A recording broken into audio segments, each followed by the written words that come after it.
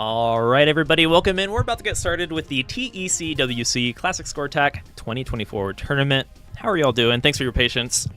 Just had a little bit of a delay as some players are finishing up their matches as we speak. But yes, I am Austin from Enhance. Welcome in. And we have quite the show for you tonight. We'll take a look at the bracket here in just a moment. First things first, I want to introduce some of our sponsors to kick off the stream, as this would not be possible without them. Thank you, TTC, the Tetris company, for providing our prize pool and supporting the event. Be sure to follow them on Instagram or their socials anywhere if you haven't already. I know they're live on their Twitter/X currently. So hello, whoever's watching from there. And yes, tonight is the Classic Score Attack Finals. We just had Zone Battle last week and Score Attack the week before. And the top four from each of these events qualify for our Trifecta Grand Finale next Saturday. You won't want to miss it. That's where all the prize money is, the big bucks, the big prize packages, where players are going to have to compete in all three modes. So it's going to be cool to see players get out of their comfort zone a little bit and have to learn the other Tetris modes, which over the years players have become quite adept at multiple game modes in Tetris Effect. And we're also going to have the teams tournament, which you're not going to want to miss. 3v3 action with a mix of 1v1 and the 3v1 connected co-op available in TEC. But yes, big thank you to APMEX, investments you hold. And this Tetris coin, we'll be flipping the coin today for fun. But I believe it comes in silver, gold, I'm missing something, copper, palladium, maybe something else. But yes, the two variants there. And I know there's a plethora of other Tetris investments you can hold at APMEX. Be sure to check it out. And yes, a big thank you to Hyperkin for continuing to support TECWC. Here's a look at the illustrious Tetris Effect connected Nintendo Switch carrying case. Your Nintendo Switch has never been safer. I have some watch bands for the smartwatches and the controllers, which are awesome too. I actually use this controller, no cap. I just literally think it's a good controller. I use this or the DualShock controller when I play TEC on the computer. So yes, Hyperkin, let's game. And okay, I would love to introduce my commentators who have been sitting, waiting patiently. Chris Tang and Ninja are commentating tonight. How are you two doing? Boom, Tetris for you. It's great to be here. What a year so far for Classic Tetris, and following the Jonas Cup and dog hitting the Rebirth. What a great way to cap the year for Classic Tetris with the Classic Tetris mode and Tetris Effect connected. Yes, yeah, thank you for having us here. Yes, welcome. And yeah, I'm going to be commentating with the great Chris Tang for the very first time. And we'll see how these players perform. And, hopefully we can give you some great classic Tetris action. We'll definitely see it with this lineup. We've got playing a match right now is Dog playing Tetris. We've got to find out the result of Dog versus... Well, is it actually Andy? I think so. Yeah, Andy and Falkite. Yeah, so we've got some action going on over on, I think, whether they're streaming or not publicly, but we need to find the results of that to get our top four. But we know that we're going to be having Nedlo versus Sodium Overdose over on the other side of the bracket. Yeah, and shocking, if you've been following the bracket, Nedlo did defeat our last year's champion in Classic Tetris, Allenbot. So this is going to be quite the show between Nedlo versus Sodium. Right, and with Nedlo being a native Tetris Effect connected player versus Sodium, who is a NES Tetris player main. Mm-hmm. And yeah, one thing I do know about Sodium is he did get his start in modern Tetris, and then fell in love with the classic Tetris scene, and can play both games pretty well. Yeah, both players actually capable of doing that, right? They're crossover players. So you have a player who mains TEC and Guideline Tetris, getting into classic Tetris through Tetris Effect Connect, and you have Sodium, who plays NES Tetris primarily, getting into other modes and is able to adapt to play the modern style as well. So what a showdown this is going to be for Sodium Overdose versus Nedlo as we determine the who's going to be the top two on this side of the bracket. Yes, and hopefully once they're ready, we could commentate some great Tetris action. Last year, fun fact that I did remember, Sodium Overdose was not rolling in this last year's tournament. He was actually tapping with an Xbox controller. Right. I mean, it might be the way that the hertz, you know, the repetitions per second are received by USB differs slightly than that of a Nintendo, and hyper tapping might be a bit more consistent in that regard. So we'll see if that plays a factor in this. Mm-hmm. And I just wanted to say it's an honor to be commentating with you, Ninja, stepping up in the community. I know you're doing tech at the Jonas Cup, and you're doing a little bit of commentary there, and this is your debut doing Tetris Effect Connected commentary when you yourself are a Tetris Effect Connected player. So it's great to have you here, and I love seeing you come out to our super regional, which is Game On Expo in Phoenix, Arizona. I see you as a player there for at least a couple of years now, seeing you come out and you know, go there with your table, get all your autographs, be a player, and now you're getting involved in the community. Everybody has their place, and it's great. I'm so proud of you, Nuna. Great having you and to commentate with you tonight. Yeah, thank you. That means a lot coming from you. You know, when I first spectated Tetris, I never would ever in my life would say, would I ever commentate with the great Chris Tang? And, you know, it's really great hearing you commentate. It's really an honor to commentate with you.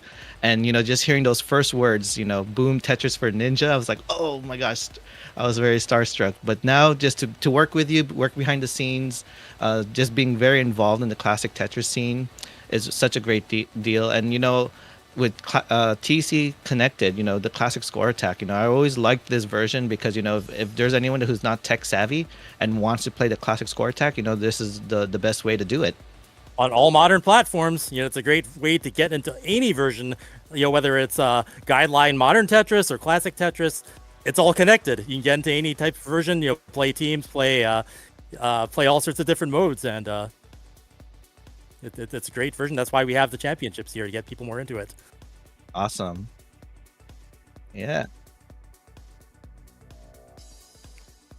Oh yeah. So Digital Eclipse bringing out this year, just released Tetris Forever. Boom, Tetris Forever. It's a collection of like it's 15 or more. Yeah, they keep adding games to the list. Like some may be available even later. I know they added, I think, one of the PC versions right before release. But so many classic versions of Tetris, ones that I grew up that were once confined to import status, such as Super Tetris 2 plus Bombless Special Edition, which is my favorite version of the game, like ever besides Tetris Effect Connected. And you have some PC versions of it. You've got Battle Gaiden is in it, and they have like a recreation of Electronica 60 in there, and then they try to make a mix-up mode that combines all these different versions, like a multiplayer mode that if you get into sort of like its version of Zone, you have to play these little challenges where sometimes you'll have to go for the bombs, or sometimes you'll have a different looking play. Yeah, and you could play even the non-Tetris games such as Hatris and Go, the ones that inspired Hank Rogers to, you know, get Tetris here in America. And you really get to experience the whole journey it took for Tetris to be what it is right now. So I'm not going to spoil what's in there, but, you know, it's a lot of content. Yeah, it's funny that you mentioned that Hatris is like they've got something for everyone. If they've got things as wild as Hatris in Tetris Forever. Mm-hmm. And yeah, and I believe if you type Forever in chat, you know, you will be able to get one of these copies as a giveaway for the Steam. A chance at the end of the stream, or when Austin hits the bot, we'll get to find a winner and get you one of these codes. So either you can enjoy it or give it to a friend if you've already got it.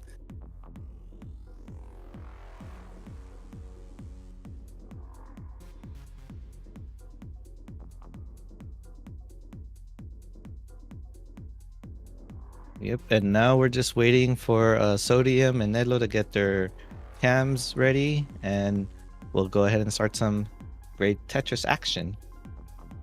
I just saw the banner for the Power Bears Tetris gummies, and a lot of people wanted to hear me say it, and I'm going to say it. Boom, Tetris in your mouth. The Power Bears gummy with, you know, different Tetramino shapes, all 7 of them, plus the extra bonus bear-shaped gummy. I guess if you're playing Tetris Forever, you can count that as the bomb piece and experience bombless in your mouth. Oh yeah, man, those Tetris gummies, I love them. I could just eat. I could practically eat it forever, but I'm like, you know, I have to control myself. But it is great. Yeah, it's like if you boom just bombless mode. It's a flavor explosion. Mm-hmm.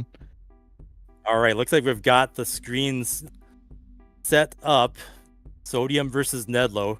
Sodium representing a classic Tetris NES player main versus Nedlo, a Tetris Effect connected main. But both are adept at the game. Yeah, and so in this game, they're gonna, Yeah, they get the level start between 15 to 18, and we're actually setting a line cap here at level line 350, which actually ends at level 41. So this will be interesting to see how if that's going to take effect in this game, because in the classic Tetris scenes, we have a super kill screen, but there's yet to be a super kill screen here, so we do put a line cap here. Yeah, it's a little bit different. So instead of getting maybe an extra clear or maybe a center wall Tetris of some kind at super kill screen, this time it just ends. So it's a little bit different and kind of interesting. And especially with there's also the chase down timer involved too. If you have a player top out or maybe end their game, then the other player has to catch up depending on maybe if they use push down or something like that. You can actually get ahead enough of the player in score and time to prevent them from catching up and get a win that way. Yeah, and that was a Sodium strategy last year as a hyper tapper. So he would actually push down to try to get the score lead. And let's see if he. Tapper. But let's see if this is going to happen here. Yeah, with the hand position, you can hyper tap and push down on the D-pad a little easier than a roller could. And it looks like Sodium wants to start at level 18. And it's just interesting to see if any of these players are going to actually do a level speed start. Like usually, I don't know if anyone knows here in the classic score attack mode, but I am a fan of starting at level 17. Right. It might throw a player who is used to only playing one way off. And we've seen that sometimes happen. And it looks like we got Sodium readying up. Player cam in effect here. Good to see Sodium. Yeah. Out of curiosity, if he does have his controller, did he get an adapter this year, or is he playing with the Xbox controller?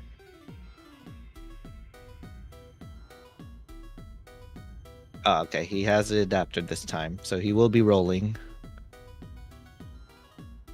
Yeah, and with rolling, you would think that that would be the best way to play in this version, but there is a slight input delay here that does cause a little bit of the timing. So players have tried ways to increase or decrease the polling rate, but before we talk about that, let's go ahead and start their game. Here you go. 3, 2, 1. Tetris. Tetris. Yeah, it's a surprise start there, but yeah, we've got both of them on player cam now. We got the hand cam for Nedlo and the face cam for Sodium. Yeah, and there was some simul stacking there earlier until that T piece showed, but they have a simul Tetris. Yep, out of the gates. They are ready to go and already Tetrising with that first clear. Looks like Nedlo takes a skim through the middle there. Very good delayed burn there from Nedlo. Yeah, so Nedlo is actually hyper tapping. I believe that's with a Nintendo Pro controller. So interesting. I've never seen that done before. Yeah, that's looks like to be the case.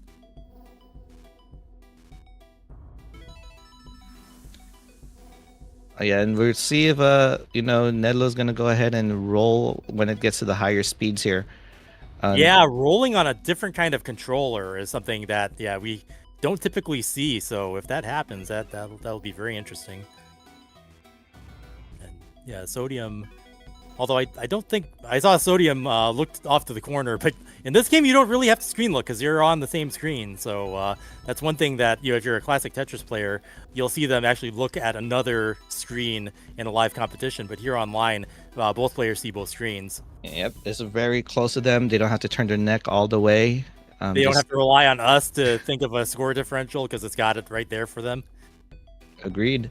And it looks like Sodium right now is dealing with some kind of complications. Nothing too severe. Just a few burns can get that well open, while Nedlo is just completely clean, and it's about a Tetris in the lead. Ooh, Sodium going for the dirty. Ooh, nice adjustment. Yeah, taking a triple, but takes the triple again. there's a moment there where he could have made an adjustment had it given the long bar, but it didn't. But he finally gets a Tetris and somehow ends up in a score lead there until Nedlo just got that Tetris. So they're going back and forth, virtually neck and neck here. Nice even match to start off. Mm-hmm. Oh, now there's a little bit of a dependency there, but Sodium feels it in right away. Nedlo is Tetris ready and gets it. And yeah, Sodium... I got 2 log bars. Boom, Tetris for Sodium. So this 10,000 point deficit now with Nedlo in the lead with that Tetris there and Sodium firing right back. So, highly competitive. There goes Sodium. Was able to utilize the next log bar. And yeah, they're trading in this 10,000 point range here. Yeah, now one thing you do want to notice, because they are playing in the same piece sets, and Sodium is ahead a bit, so that gives Nedlo an opportunity to know when the long bars are showing up, and he could play a little bit more aggressive if he wants. Yeah, and actually, the true lead, we are really neck and neck now. Now that deficit's been reduced to 6,000, and they are at about the same lines now, despite the difference in where they are in the piece set. Yeah, so it looks like these players are just going to be exchanging leads back and forth until one makes the error. Ooh, wow, Sodium playing way high. But gets the piece over. Mm-hmm. And nice. Gonna go ahead and take the triple. Taking the triple there. And we're still neck and neck, but Nedlo also dealing with the same kind of high up traffic. Wow, that's an amazing setup for Bombless, but this isn't Bombless, so Nedlo's gonna have to burn off the top line by line. And is getting the job done there and is clean. Now waiting for the log bar, is gonna get it, and boom, Tetris for Nedlo. And a Tetris back for Sodium. So Sodium still in the score lead by about a Tetris and change, or 1.5 Tetris. But look at that, simul Tetris for both of them. Yeah, with Sodium still maintaining that 1 Tetris lead since they're both able to capitalize on that log bar. And we are getting past the 100 line mark now. Yeah, so transition is approaching. Oh, nice adjustment there for an L tuck there from Sodium. Yeah. Imagine the time it takes to react to that kind of adjustment that high up on the board. Yeah, to whatever, when you see that next piece, and it's like, okay, you can accommodate the next piece. If you're that fast, then you can do it, and Sodium's got the ability there. You are still neck and neck. Yeah, okay, Tetris Sodium. there. Oh, Nedlo up high. Oh, hang. So we're going to have to get a log bar. Gets the log bar. Out of trouble. But transition is incoming. Nedlo wants to get that back under control with the right tucks and the right pieces. It could be clearable, but you definitely don't want to be in trouble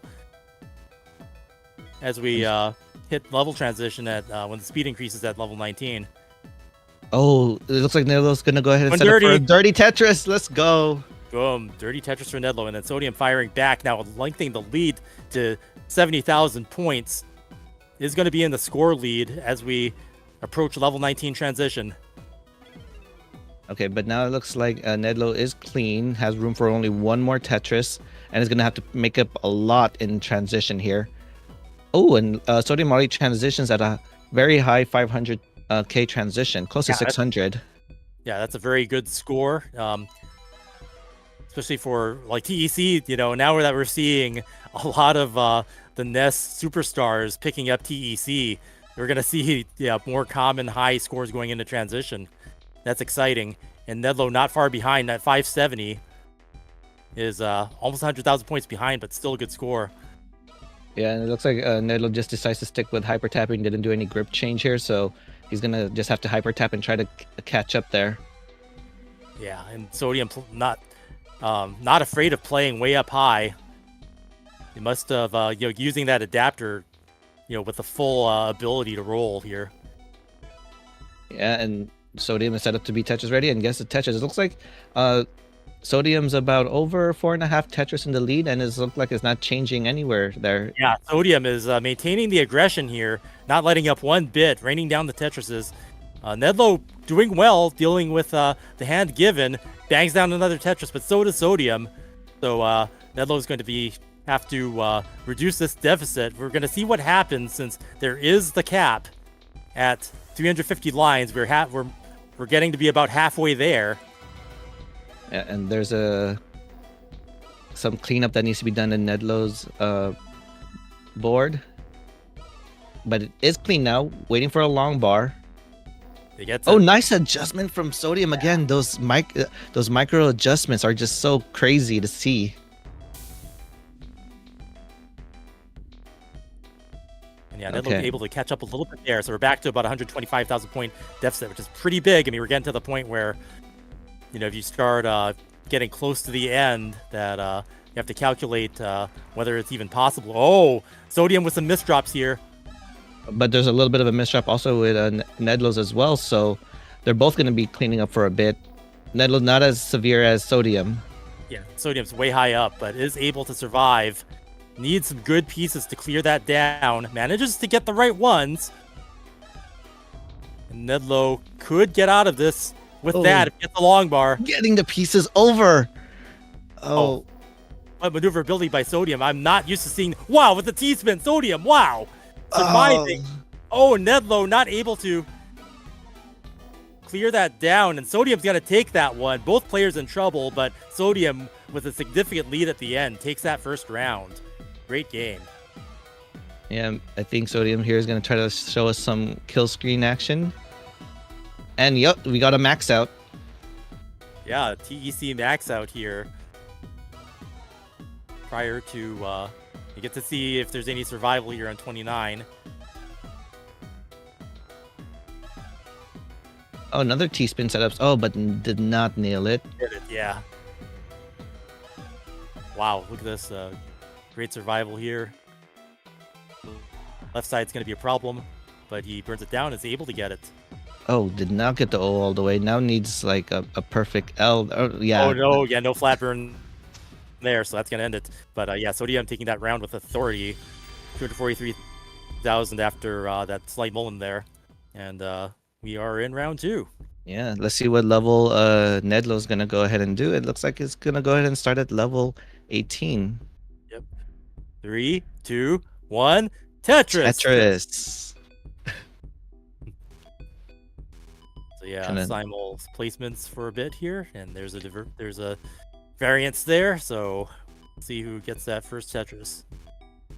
Yeah, it looks here like Nedlo goes for the more flatter setup than Sodium's sloping setup there. Yeah, both players clean, and both put the Tetris on the board.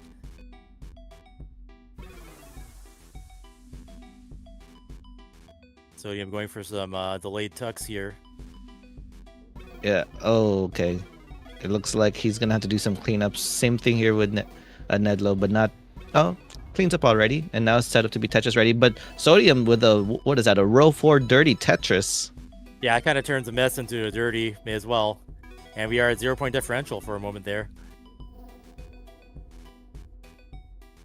And gets a Tetris. We are neck and neck. And there's another row 1 dusty Tetris for Sodium.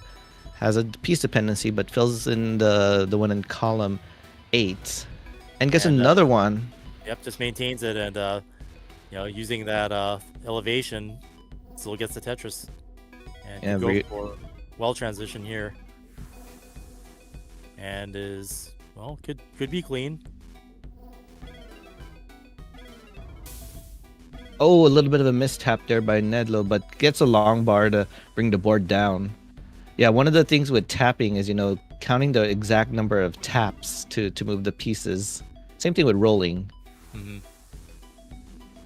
So sometimes when you're like tapping, like, do I have enough taps? And then they might tap more than they're supposed to.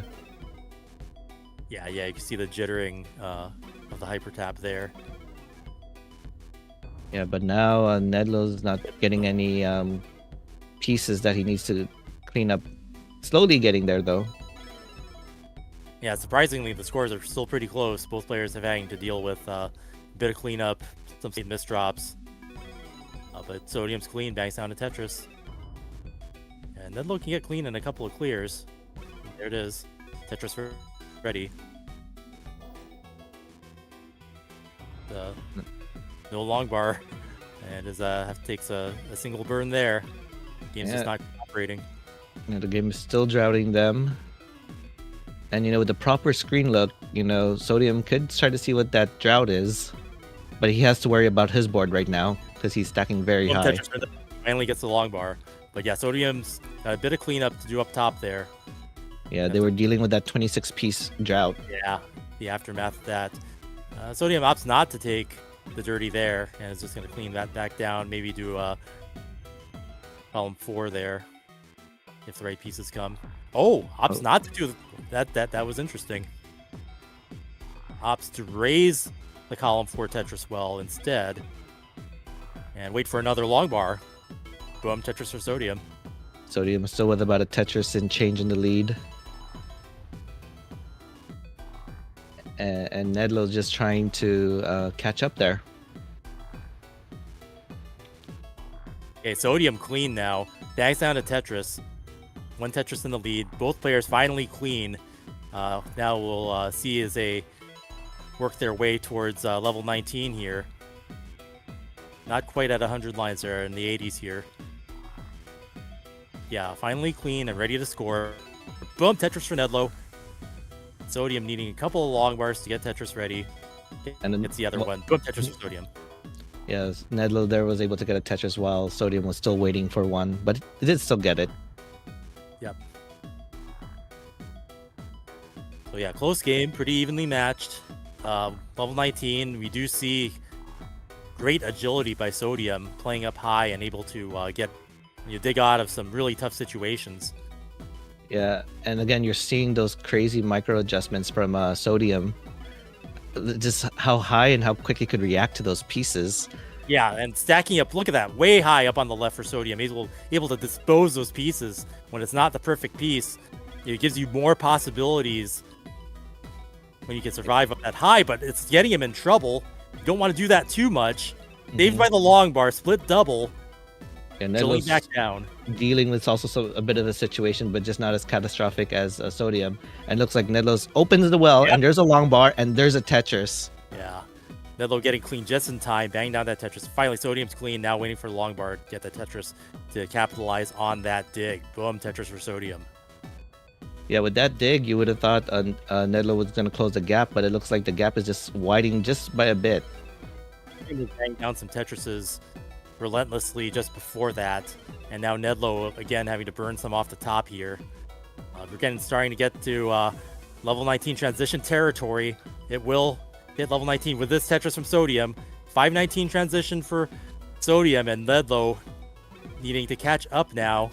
Yeah, transitions at 427.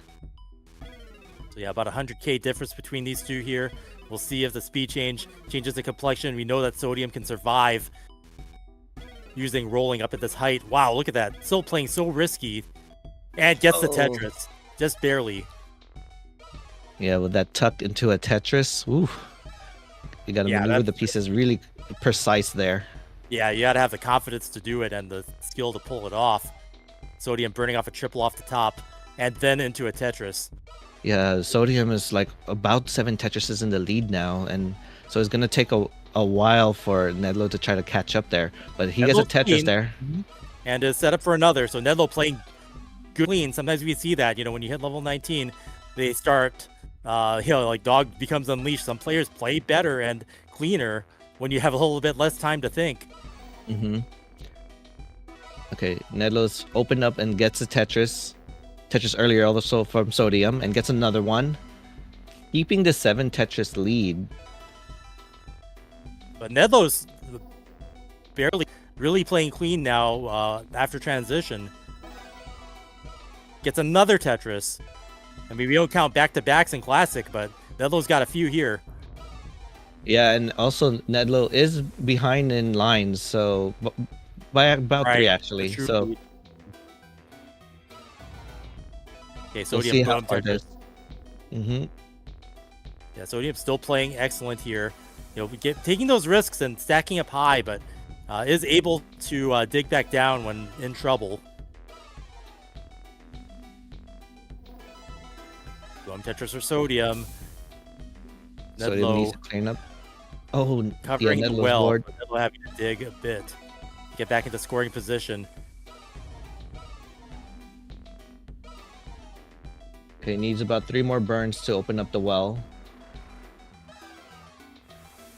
Okay, it's opened up, but was not able to use that long bar. But the next one he's able to. Yeah, Sodium has really gotten consistent here after transition as well, and widening the lead to over 200,000 points. Bags down another Tetris. Nedlow having to go left well here. Yeah, one row high, so he needs... Oh, takes a safety triple. Or yeah, there's only going to be a triple anyway. But yeah, having to depend on that, not actually able to capitalize with the true Tetris. And Sodium is just pulling away, like over 200k points in the lead now. Yeah, and he is about to reach kill screen right here. And yeah, one more line to kill screen for Sodium. Sodium can survive with rolling.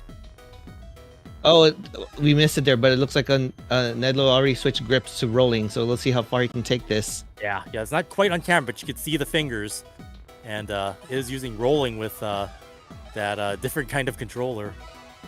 Yeah, so we are getting some kill screen action here, but Sodium is already 300,000 points in the lead. Nedlow is not going to be able to survive that. It spirals out of control, and Sodium, with a dominant lead of over 300,000 points, is going to take the second round.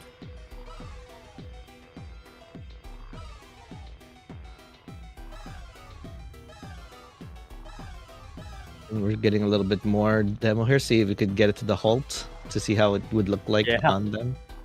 Yeah, he's at 32, so only 8 more levels.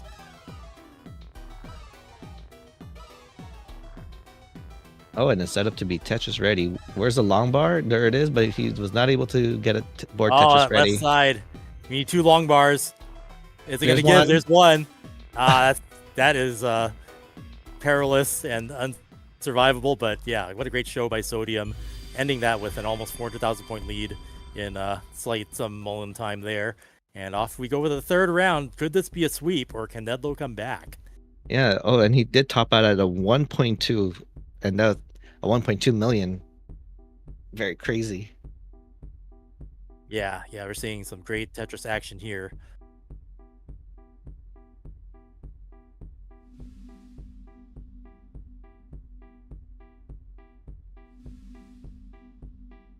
Okay. It looks like we're just waiting for the ready for both of them. There we go. And they are. 2, 1. Tetris. Tetris. And no simul stacking to start off with. Yeah, different starts here. Nedlow missing the T-spin.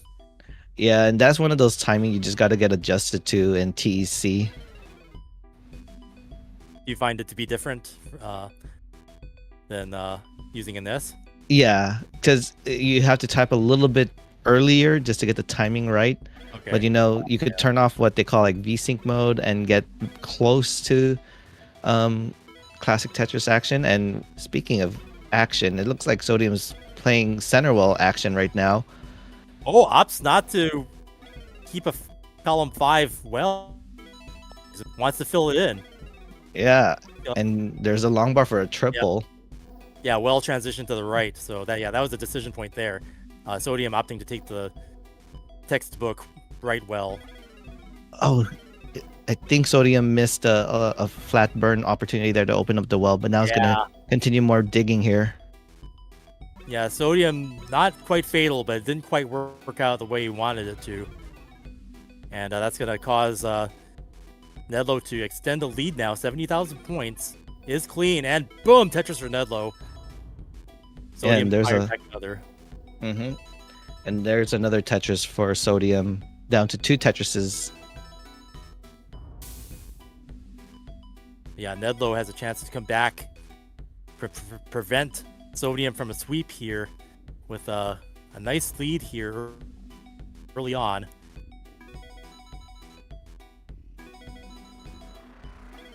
And it looks like there's a little bit of a spire stacking there by Sodium, just not getting the ideal pieces he wants.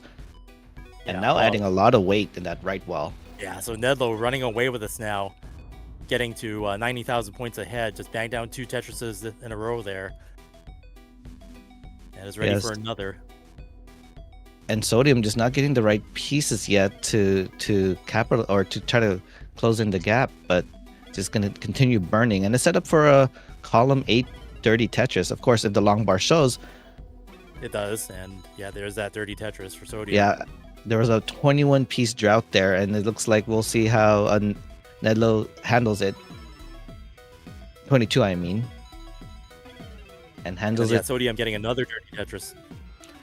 Oh yeah, try not to let Nedlo try to pull any leads. Just gonna continue playing aggressive. Yeah, Nedlo looking, having a very aggressive and consistent match here. Another Tetris, now over 130,000 point lead, reversing and turning the tables on Sodium from the previous rounds. Okay, Sodium finally clean, so we'll see if Sodium can catch up and play the rest of the round like his others. But yeah, look at that stacking up on the left. That's seems to be Sodium's go-to. Yeah, he was getting a lot of S's and Z's, something you don't like to get bursted with. So he would just mashed it or rolled it all the way to the left. Yeah, just get rid of that thing. Boom, Tetris for Sodium. Yeah, stacking high, really trying to optimize here and reduce that deficit. Yeah, and he is reducing it by about 4 Tetrises now. Make that 3 with that Tetris there from Sodium. Yeah. Yeah, once Sodium got back. Oh, slight misdrop there. So it's Nedlo's chance to get that lead back. Yeah, so point lead. Yeah, I was interested to see if Nedlo would try to do a time strat since he is ahead in points a lot. And usually when you're like over 200,000, maybe 300,000 to be safe, it might even be impossible to chase it down. Right. Yeah, that's the strat. If you're the hyper tapper, you might have better access to the down arrow or however you may be playing the game. And that in that case, it is valid that you can get a win by timing out your opponent if they can't catch up within the limit that is unique to Tetris Effect Connected's classic score attack mode. Mm-hmm. Imagine if they started incorporating a time strat like that in our regionals. Yeah, that would be interesting. They would have to develop some kind of card for that. But it is interesting, if you play, Tetris Effect Connected, that a player who might be used to only playing on the NES or some other version that doesn't have it, a player might be wise to that. Say, they might not be wise to that and sneak up on them with the timer. Mm-hmm. And it looks like Nedlo's just continuing to increase this lead now. So about, what is that, 7.5 Tetrises now, and we're about to reach transition. Yeah. Sodium will probably get there first with one more Tetris. Yeah, Nedlo's lead's even bigger, being behind in lines. So Nedlo definitely in favor here. Oh my gosh, we're gonna get a over 600k transition here from Nedlo, playing very efficient in this 15. Yeah, this is an incredibly impressive performance by Nedlo in any version of classic Tetris. 630k transition here. Oh, yeah. Tetris for Nedlo into transition. 655. Just amazing performance here. The best of the night thus far. Yeah, so Nedlo's not gonna try to accept the sweep here. He's gonna try to pull the lead more. Yanking that broom away from Sodium. Okay, Nedlo taking a triple there. Just like easing off on the gas just a little bit. But yeah, 10 lines ahead. Sodium does have some catching up to do at 127,000 points behind. Bangs on a Tetris to reduce it to 100,000. Nedlo is not letting up though. Try saying that 10 times real fast. Nedlo is Tetris ready. And Sodium as well. Sodium taking this down to about a 3.5 Tetris deficit. Oh, but there's a Tetris there by Nedlo. Yeah, so yeah, they're both keeping it clean and scoring Tetrises pretty consistently here after transition. And it's a race to the finish here. As we said before, 350 lines, level 41 is game over. Oh, it looks like Nedlo was not able to adjust the T for that S or not S piece, but still manages and gets a Tetris. 4.5 Tetrises in the lead now is Nedlo. Yeah, keeping really clean game here. Is Tetris ready again? Sodium with the Tetris. And it's ahead by 2 levels also. Yeah, so Nedlo definitely with a true lead here. Okay, there's going to be some burning. Oh, nice adjustment from that O into that, is that a J or not J piece? But now has reached level 25. So we'll see if Nedlo changes hand positions again. Will the strat be to continue scoring past level 29, trying to get more Tetrises with rolling technique, or just trying to stay alive and score what's possible? The lead has just melted suddenly, even though there's still the line difference. Yeah, and we just got a max out there from Nedlo at level 26. Sodium about one more Tetris into a max out. There you go, double max out for both of these. Let's go. And level 29 right around the corner. Just another Tetris will get it for Sodium. We'll see if rolling and scoring past level 29 will change the complexion of the match here. Sodium reducing the deficit to 25,000, less than a Tetris. Oh, the board is okay. Nedlo transitions into 28. He has not switched grip yet, so he's still hyper tapping here. Sodium's already at kill screen. Okay, there's the grip switch. Grip switch for Nedlo. Okay, his in Tetris position going into kill screen here, and the left side's got to be a problem, and instantly tops out there, but with a 73,000 point lead now. Yeah. Sodium can chase down, has a minute and 55 to do it. That's a hang there, but gets the long bar over.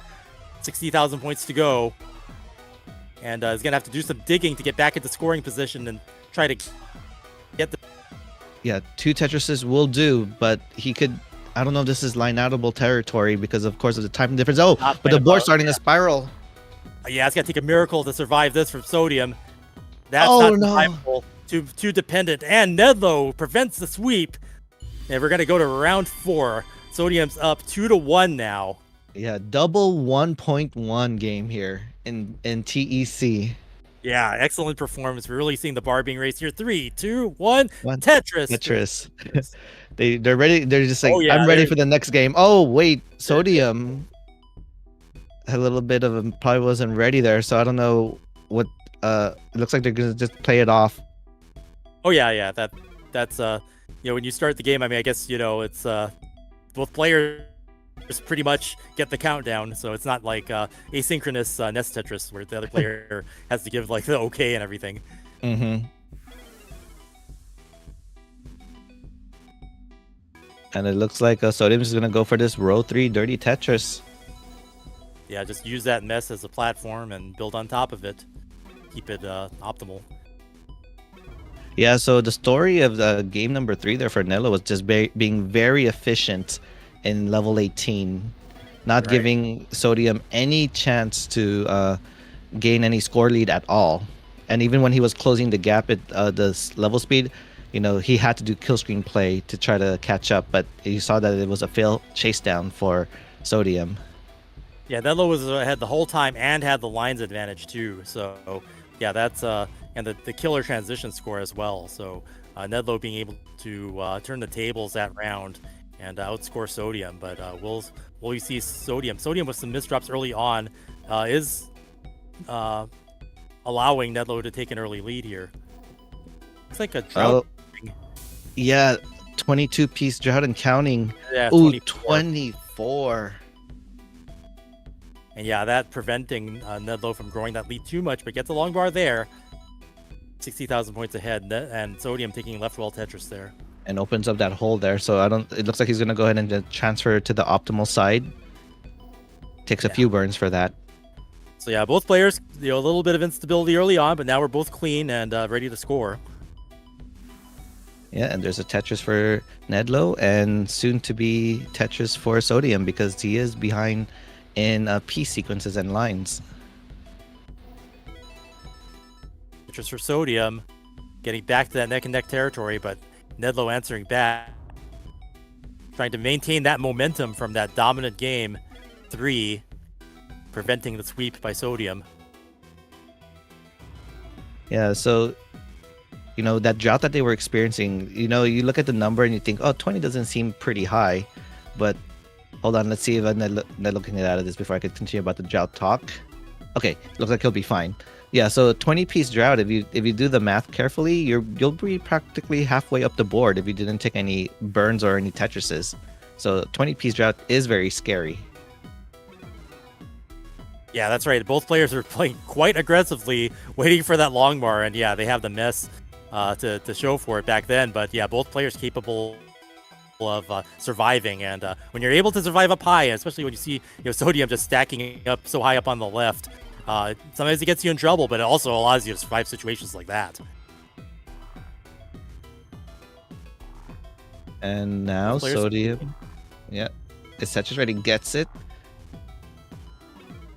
And then low, yeah, nice there, making sure both those pieces led to the Tetris. We are neck and neck, halfway to transition. Ooh, Sodium with the T-spin set up and executes it. Yeah, one of the satisfying clicks I hear in this version of Tetris, where if you successfully do a spin, you hear that nice click. Mm-hmm. Although, even in, like this mode, you don't score a reward for it, but if you've been kind of nudged into playing both modes, then you get into the habit of doing those T-spins a lot more than if you only play classic Tetris. Mm-hmm. Though, because this is one of the world champion, but you are allowed to alter the rules here. So if you do want modern rules with those T-spins, you're more than happy to make that change in your rules. And it's fun to see how many T-spin setups they're setting up, especially with the pure randomness of these piece sequences. Oh, right. Mm-hmm.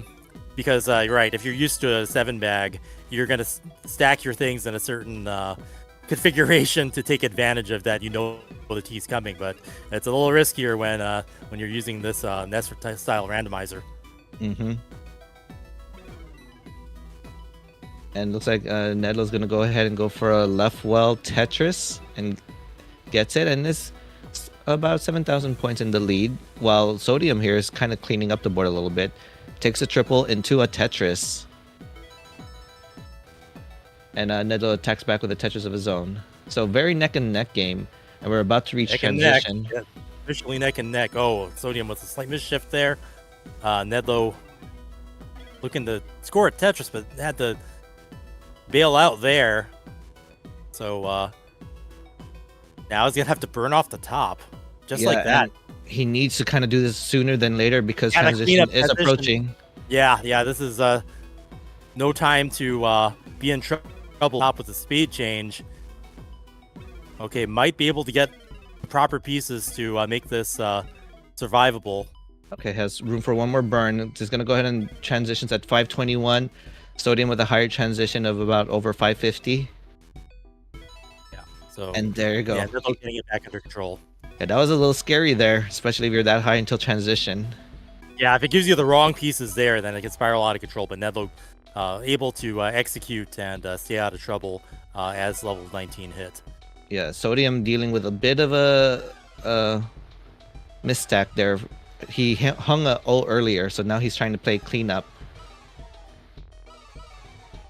Yeah, this will allow Nedlo to get... Well, Nedlo also with a bit of traffic on the board now. Yeah, both players dealing with some post level 9 adjustments here. Having to dig back down. Sodium, Tetris ready. Boom, Tetris for Sodium. Oh, first to get out. There's a bit of a mishang there by Nedlo. Nedlo needs gets some flat burn. Okay. Okay, that's a nice O. Still needs to burn off and open up the well. Now the well is open. It's set up to be Tetris ready. Where's the long bar? Game. Give it to him. Yeah, really needs it now, but it had to bail. It's got to take the safety triple into a double. So low scoring there, but survives.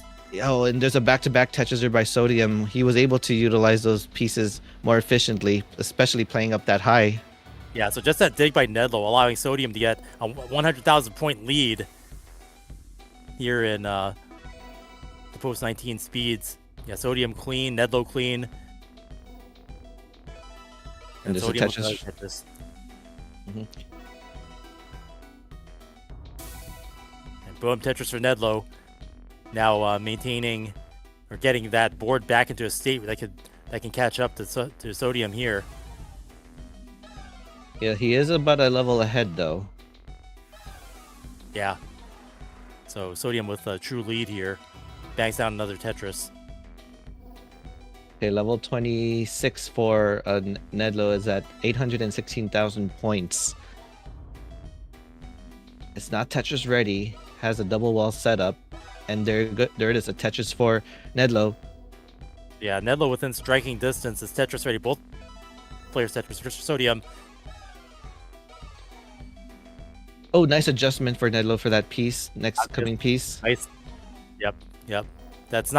That wasn't the ideal piece unless the next piece was going to be exactly that, and Nedlo was able to make that adjustment. Mm-hmm. Oh, Sodium stacking very high. Okay, taking some burns. All out. Again, nice adjustment, not blocking the wall with that T. Yeah, that was really gutsy that high up. But that's you're rewarded with the score. Look at that stack, just so high, taking a triple, but yeah, didn't get the box all the way over to the left. Oh, Nedlo needs to grip switch soon because he's going to transition into kill screen 944, but not able to switch the time. Yeah, already not recoverable. So Nedlo is going to top out, and Sodium already being ahead. Sodium is going to take that round and the match. GG's. But yeah, Nedlo being the representative from the TEC, the Tetris Effect Connected player side, representing that main game, now eliminated from the tournament, and Sodium will advance to face a brother, one of the Dog and Andy brother, one of the Arteaga brothers. How many times can you see a Dog versus Andy match? Well, I could tell you this will probably be the first time you're seeing it in TEC. That's right. And yeah, I mean, so much history made with this matchup too. We had the brothers under one roof, during the online years to start it off with, and this is really interesting because this means they might be playing in the same house online on two different systems. But yeah, not quite what we're used to seeing, because usually we're seeing them play on two Nintendo systems. But this will be on two modern systems, possibly in the same house, the same roof, for a Tetris Effect Connected World Championships. Yeah, and it's going to be interesting because another aspect in this game, and people probably take an advantage for, is, if you set the graphics in the right settings, you could actually play it near perfect. So maybe who has the better PC configuration in this game between the two brothers. Yeah, so Sodium closing that out with a 1.14 that in 5 and advances. And we're going to have to see the brother matchup again, and the winner will face Sodium.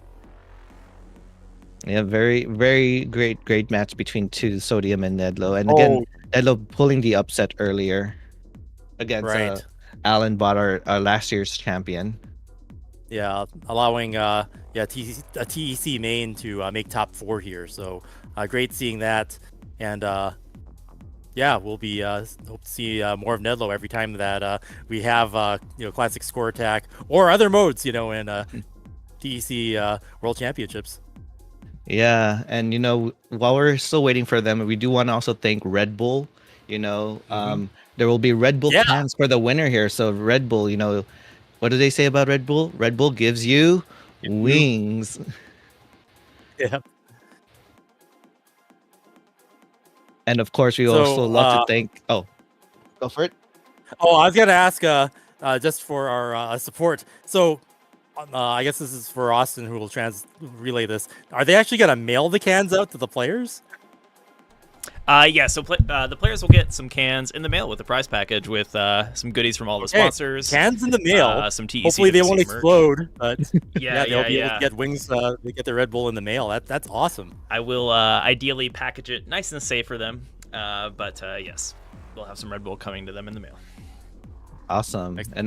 And of course, we'd also like to thank CTWC for letting us stream the tournament here in their channel. Always a great pleasure working with Classic Tetris. And the Tetris Company always wants to remind you to check out their Instagram for a lot of classic Tetris and modern Tetris, all things Tetris, with their all their products and all of their events and new game releases. Tetris, Tetris.com, and their Instagram is something they always love us talking about. Yep. Especially with their most recent game that's out, Tetris Forever. You just can't get enough Tetris. Yeah, so much Tetris, more Tetris, really more Tetris than you can handle. You can't get enough of classic Tetris and modern Tetris. How about the in-between Tetrises, like Super Tetris 3, Tetris, Super Tetris 2 plus Bombless, like a recreation of the Electronica 60 Tetris, a lot of history pieces, a lot of interviews with Hank Rogers and Alexei Pajitnov.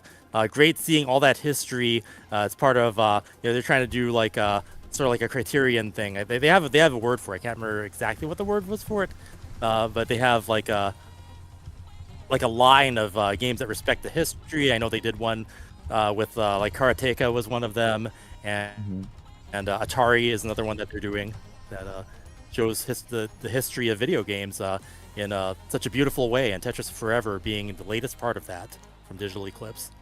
Yeah, and you get to see, again, not a lot of spoiler, but then you get to see, Hank Rogers' journey in the Soviet trying to get the rights for Tetris here in America, and it's such a great experience. You get to hear a lot of history in the Tetris. You get to even see never before seen pictures, never before seen footages, in the whole classic, the whole Tetris journey.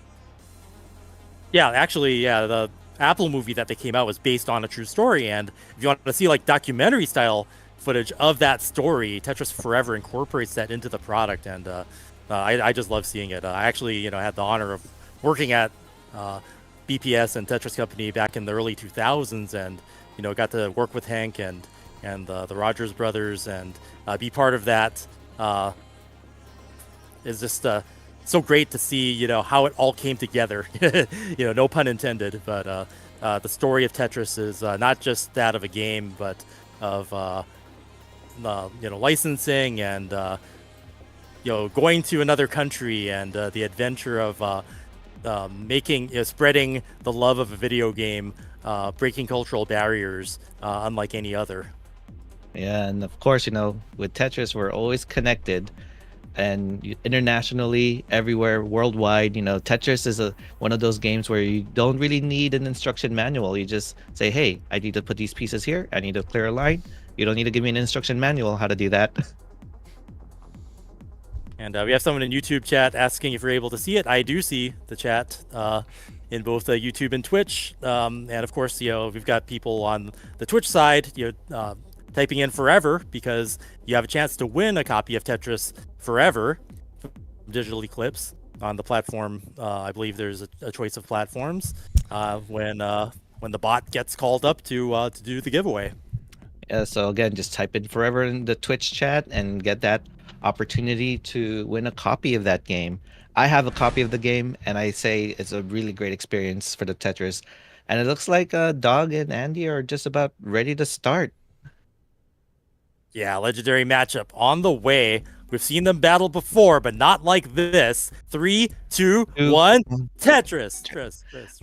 Oh, and I'm a little bit upset. With Dog being Dog he is, I'm surprised his avatar is not a dog. Yeah, they're both going with a default boxer. They might be a little newer to Tetris Effect Connected than some of the other players who have more of the avatars unlocked, because you do have to go through a process of earning and unlocking different avatars, and sometimes you have to do the different special avatars. So maybe in time we will see Dog with a dog avatar. I'm not sure. Maybe Austin can relay like what the requirements of having an actual dog avatar are. I don't know what they are, or maybe you know it, Ninja. Yeah. Okay, it says XP. Just getting the XP, but I know that certain avatars are unlocked by certain game modes. So I believe in just a score attack to show that you're a dominant score attack player. I think it's the horse that's the avatar that makes you say that I'm a really good score Tetris player. Oh, interesting. Yeah, so it looks like the brothers are playing at different locations now, not in the same room or house. They both have some spires forming in different places now with traffic on the board. A relatively close game, both dealing with it the best they can. Andy being out of it first. And yeah, so both of these players highly decorated, two of the best of all time. Andy being this year's Mod Retro Tetris champion from our CTWC event in Pasadena, and Dog not only being the runner-up for the CTWC main event in Pasadena, but being the first to rebirth the game. Oh yeah, that's a I think big milestone in the in NES Tetris. There, rebirthing the game. I know everyone was in the grind for that. And speaking of grind, hold on. It looks like, oh, there you go. Pixel Andy goes for the Vits. Nice. Yeah, we don't see that too. I mean, a lot of NES players have started picking up doing that more, but yeah, we're not too used to seeing that in TEC. Mm-hmm. And both of these brothers were also at the Jonas Cup, so they made it really far as well in the Jonas Cup. So, you know, these brothers go almost everywhere, hand in hand in Tetris. Yeah, and yes, I was just gonna say with Dirty there. Oh yeah, Dirty Tetris there. Yeah, Dog, you know, was playing tapping in 2020, then you know switched to roll, and you know in the Jonas Cup, you know, switched to dash, showing that he could also dash just like his brother. Right. Yeah. Andy having experience in like all three play styles was the first brother to kind of be able to do that. But yeah, Dog after that picking up dash and kind of going back and showing you know the versatility and learning a new style of play. Now we're you know seeing them play on a totally different platform and you know once again adapting and now with slightly different rules. You know with the 350 line ending being slightly different from Super Kill Screen. We'll see if that plays a factor. I mean these guys could do it. They could take the game to a double, I guess true kill screen at level 41. Yeah, earlier you saw that stacking earlier with Pixel and Andy. You know that those two are brothers just because they stack very aggressively both at the same time. Yeah, fearless and taking those risks to maximize that score. And of course, you know, Dog being first to rebirth the game, you have to be able to maneuver for prolonged periods of time to be able to rebirth the game. We didn't know who was going to get it, but you know, it's a test of you know endurance and mental fortitude and so much going into it. You know, we were going to gear up for some kind of race to rebirth, you know, on the content creation side. But, you know, the thing was like, oh, we're going to, you know, kind of let it cool off after Jonas Cup, get all the content out there, and then maybe do some more stuff. Dog wasn't going to wait. Dog just went and did it. Yeah, so I'll just go for it. Bounty. Didn't even let us get the bounty up and just went and rebirthed the game. So now what I would like to see, we don't know. We checked in with Austin about this. We don't know what will happen if you attempt to rebirth Tetris Effect Connected. That's true. So there's a new bounty here, I guess. See who can crash this version of the game. Do you have to crash dodge, or will it just be like a score bug removed version of the game, like how Dog played when he did rebirth? Maybe if Dog is listening, you know, that might be that there's new frontiers. You've rebirthed the game. One of the next frontiers is what happens when you do it to Tetris Effect Connected. And now that these players are playing at a high competitive level on Tetris Effect Connected, could we see it soon? Let's go. Yeah, and speaking of go, it looks like they're about to go to transition very, very soon. 10 more lines for both of them. So they've been playing very close this whole time in terms of P sequences. Yeah, but yeah, Dog running ahead here in score by over 100,000 points. Andy is going to have to catch up. And yeah, since both these players have that capability to play forever, practically, we will see what happens. Of course, you know, with the time, there's like a timer that shows up if a player tops out. So that might be a factor. Yeah, the board is so high for Andy. And Dog gets the 5 tap over. But yeah, no problem. Andy getting it down. So yeah, back into safety. Yeah, I was a little concerned to see how well Dog can manage the input delay in this game because I've never seen Dog play TEC here. Right. Yeah, this is a first here. Yeah, and it seems like he's doing just as well with it because, yeah, that input delay can make a big difference. And we've seen some community showing, especially, for example, Blue Scooty not adapting right away into the playing with the controller and adjusting to the delay. Right, yeah. So yeah, it does take time to master, and we're really seeing that adaptability here of the brothers. Yeah, it's almost indistinguishable from seeing them play on an S here. Even though it's on a completely different platform, they're probably using some kind of different control, whether it's an adapter. There may be some timing differences that they have to adapt. Someone in the Twitch chat asked what is rebirth, and yeah, that's a long story. So earlier in I think about a year ago, Blue Scooty got Game Crash, and rebirth happens after Game Crash. It's level 255 because what usually happens in a real cartridge on a real NES, the game will crash when you get to a certain point because the game has basically a memory overload. I'm trying to simplify it best as I can. Because the thing that comes after that, you don't have the game crash and you make it to level 255, that's rebirth. So if you hold a minute there, hold on. It looks like there's a hang there by Andy, and it looks like he topped out. So with Dog in this massive score lead, looks like he's gonna go ahead and take game number 1. Not gonna mulligan it to a max out, but that's fine. Yeah, gonna get right back into it with the next round with dominant lead there at the end. And so now, what level will Pixel Andy choose? It looks like he's pondering.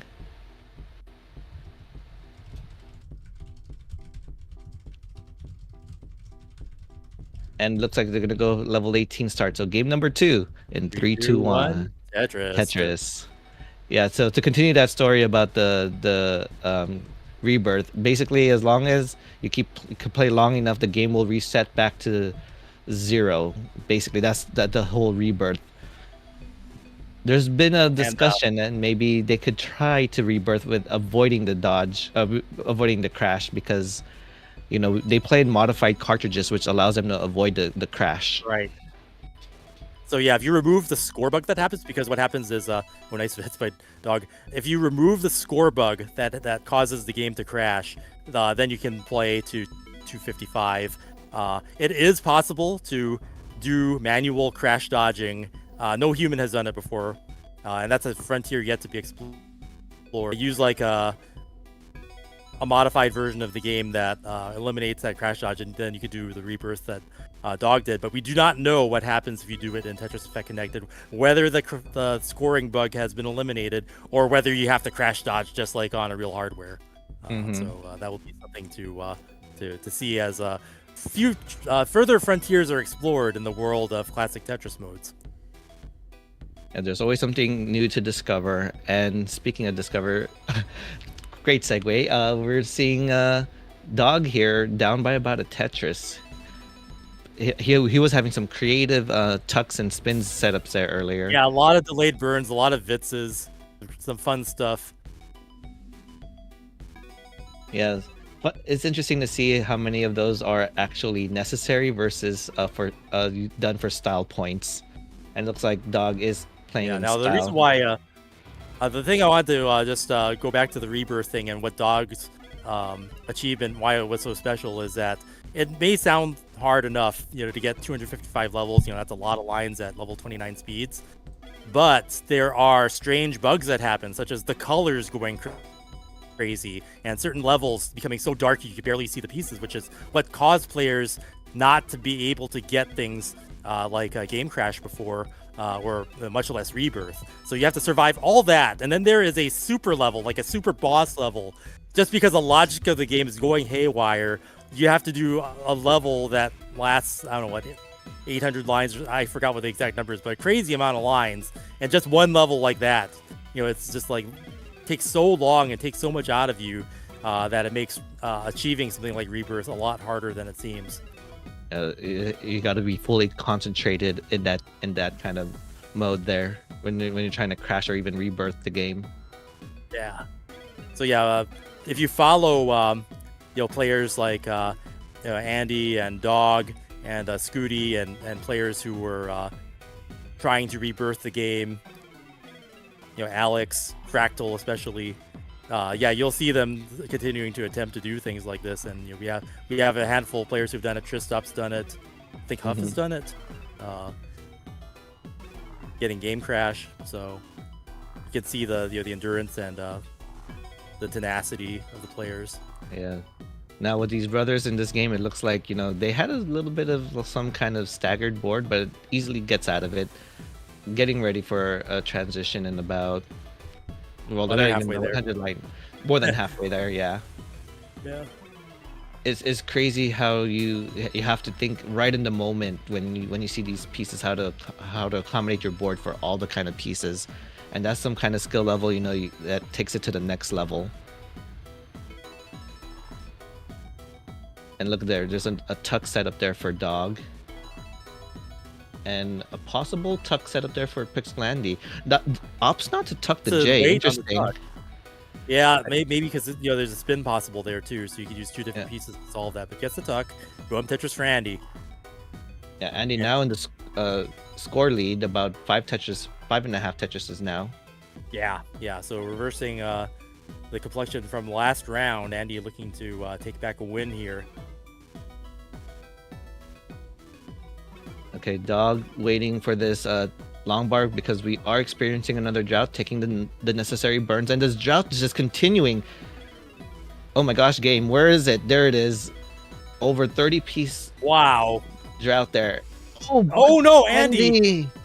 Having to do a major cleanup there does not quite top out from that, but what a mess. Oh, but wow, got some pieces right away to resolve a few there. But it can be rescued.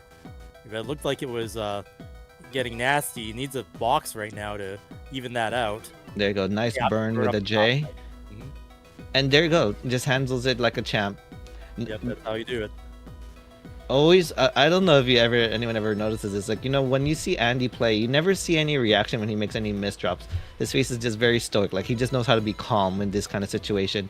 And speaking of situation, Dog transitions at 593. One of the things that separates a good player from a great player is, sure, a player may mess up, but if you could survive that mess up and do what it takes. Look at those spin after spin by Andy to make the most of that tuck situation there. Having a complex moveset like that to be able to get out of trouble when you're in trouble is just as important as being able to score. Mm-hmm. And Dog is now in a big trouble because I saw some of those hangs now just needs to kind of get out of it. Gets some of the pieces, the long bar, but now it's going to continue burning down, which causes Andy to, can continue to pull this lead now with that Tetris there is at 623,000 over 3 Tetrises now in the lead. Yeah, so Dog continuing having to play on defense to burn this down, to struggle to get back into scoring position, and Andy now in a position to expand the lead now. Boom, Tetris. And nice transfer well there from Andy.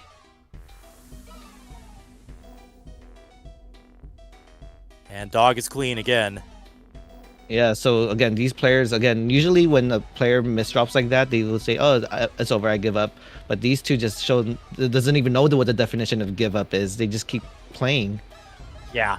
And I mean, some players will see a misdrop and, panic or not be able to follow up with a good solve for what comes next after you mess up. But, you have players that do these split-second adjustments now, micro adjustments, can actually see their screw up, know what the possibilities are if they screw up, and make the next move correct. And that's what we're seeing here with Dog and Andy. Okay, and there's a double well set up for Pixelandy. He uses a long bar to fill column 9 and gets another long bar for a Tetris. Andy over 6 Tetrises in the lead now. Yeah, definitely reverse situation from last game. Andy running away with it here and is continuing to maintain the aggression.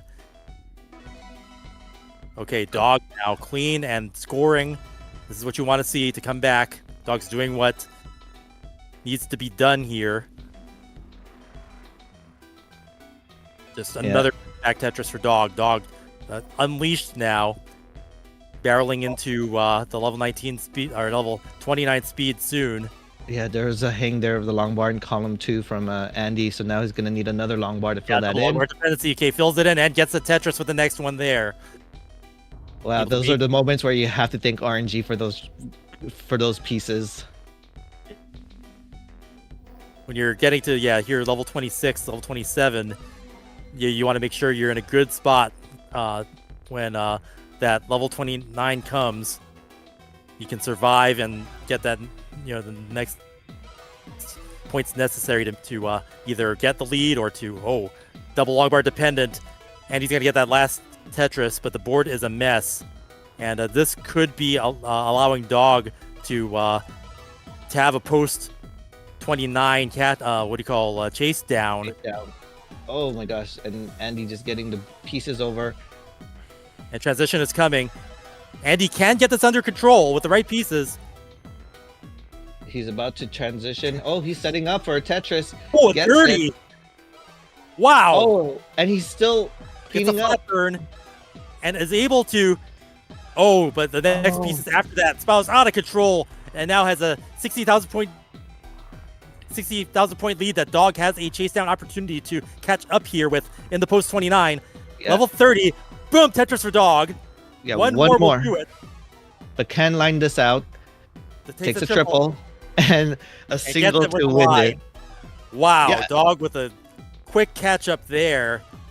Turns it around at the end and is now up 2-1 in a position to sweep his brother Andy after what an amazing battle that second match was. Yeah, Pixel Andy was just having the lead the whole time, and it was just right in kill screen that Dog just had to catch up to his brother. Now I could be wrong, but the movements of Pixels looks like he's playing DAS in this game, which is even more interesting because the movements seem very not rollish to me.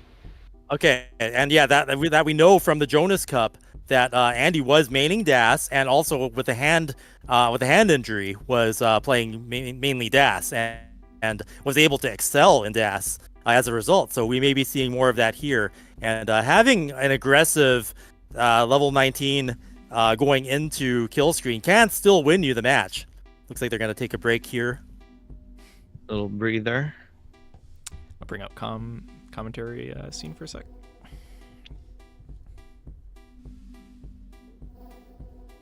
So yeah, we'll take a little break and maybe have some shout outs to some more of our sponsors. Power Bears Tetris Gummies. Boom, Tetris in your mouth.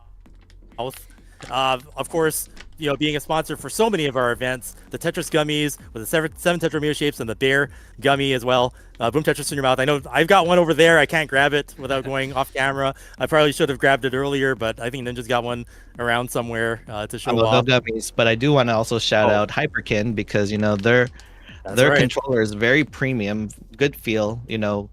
I play not just Tetris in this, but any other games that require me to play, and with Hyperkin, they have all these nice pixel arts, all the Tetris ones, and it's just really good to play. And speaking of play, it looks like the brothers were already ready.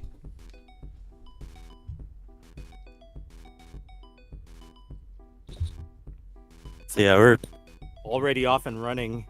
I believe, this is they started the round. Yeah, so they were playing. So Dog is leading this set, 2-0. Potential sweep, unless Pixel Andy takes that broom away from him and goes for the reverse sweep. That's right, yeah. And yeah, we've seen Nedlow came back at least a game, so momentums can shift. Andy looking a lot cleaner this round. Well, so far Dog was actually able to do some delayed adjustments there to keep it clean despite the pieces. And yeah, while you're talking about the Hyperkin controller, actually grab the gummies. The next time I have commentator cam, you can hold them up. Yeah. Although I'm not sure if I should eat them or not. I save them for a special occasion. Mm-hmm. Oh, Andy's boards already... Okay, opens up the well, has a few cleanup to do, and looks like he's going to go ahead and clean out of it easily. This causes Dog to maintain or to get about a Tetris lead.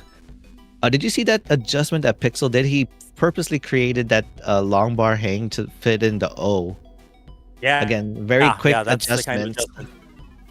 Knowing, the combinations of pieces that are possible and able to optimize your field and your stack the best ways. That's like the 4D thinking that now our Tetris experts are capable of. And I really think that, as good as Tetris AI is, I think that might actually allow players to have slight edge because, knowing piece possibilities that are not the best solution, but are more creative, right? And create a different kind of topography, as Sharky likes to call it, on your board. Maybe something that an AI might not think of. Yeah, and speaking of Sharky, he just did a recent interview with, I believe it was Ansel, who is the creator of Nestris.org, which kind of helps you with these piece placements. So if you ever need to wonder like stacking fundamentals, that would be a good place to check it out. Yeah, I mean, a lot of the advancements, not just in players playing, but the tools that allow for players to play, to learn to play at a higher level, is allowing for this explosion of Tetris skill that we're seeing, and especially the new players coming in. And a big shout out for that, I would say, would be thanks to Jonas, because he was one of those main players as well as Harry Hong who would stream Tetris. Yeah, absolutely. Jonas would be open to sharing his strategies to the community. He never kept it to himself or locked in the vault to the Jonas vault. He said, no, I want to share these strategies to everyone so we could all be great Tetris players. Yeah, what a great community leader and the ambassador for Tetris. Everybody knows that Jonas being so welcoming allows new players to understand immediately what our community is about, and that we love to see new people come in, learn how to play the game. We have a lot of information out there to help, whether it's stacking or your hand position for rolling, and whether you're a beginner or an expert. The entire stage was set by Jonas to community friendly and welcoming, and that's why Tetris has come so far, and we get to play classic Tetris in a modern game here in Tetris Effect Connected. Exactly. And now it looks like Andy, who was having some trouble earlier and seems to be getting out of it. He did try to set up earlier a line spin, which he did not successfully do, and I saw that in his face, like, oh man, I didn't do it. But it's clean now, going for the left well. Shout outs to Harry Hong for being actually high. Yeah, left well king there. Not afraid of the Andy, having a perilous right side there, is now multi long bar dependent. Not just 2 needed, but yeah, that's going to cause a very precarious delayed burn stack here. But he's making it work. Look at that. Yeah, filling it in solid is what you need to do, and gets the right pieces to solve it, and just like that, turns a mess into a Tetris. Yeah, you can see the smile on his face that he actually got away with that. And with that kind of burning it, it causes Dog to just take this about 6 Tetris lead now. Yeah, Dog kind of running away with it, but is lines ahead and about to transition. So Andy could still catch up, with more runway here.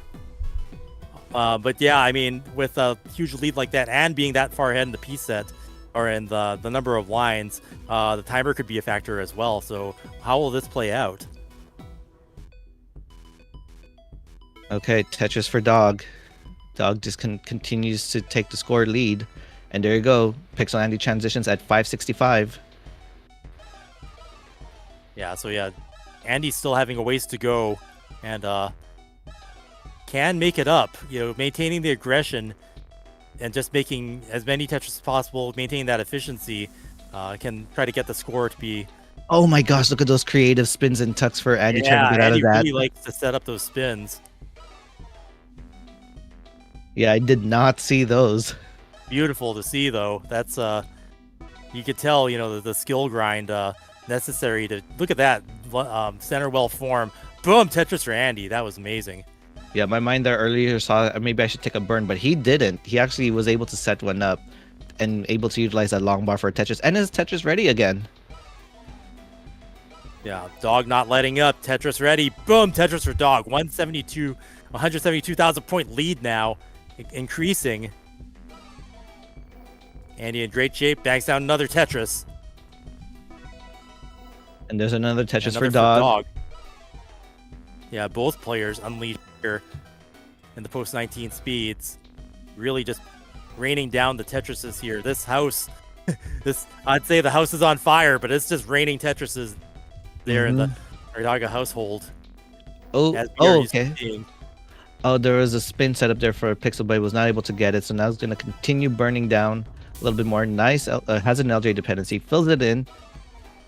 And now it's open for business for a long bar. And there it is. Tetris for Pixel Andy. And another Tetris for Dog. Dog about to max out very soon, and about one more Tetris. And there we go. Tetris for Dog, max out. Yeah, right now I'm like looking at the piece movement, and yeah, you're right. I do see more of a DAS playstyle here. So this might actually be a stylistic difference that might not be visible on the surface, and you might be seeing an Andy playing DAS versus a rolling Dog. How about that? Right. Okay. Okay, opening it up. Gonna take the safety triple, and now has column 8 open. Might want to set up for some Tetrises. Oh no, but goes ahead and just transfers the well to the right. Yeah. And needing LJ dependency there. Okay, finally. And Dog, yeah, maintaining a lot of aggression here, banging down more Tetrises after Tetrises.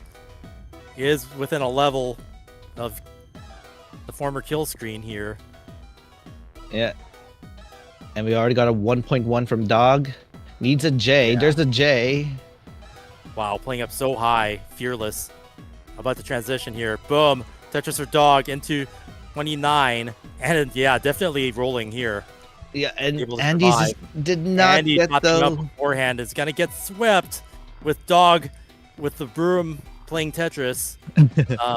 But yeah, great seeing both these players, amazing performances.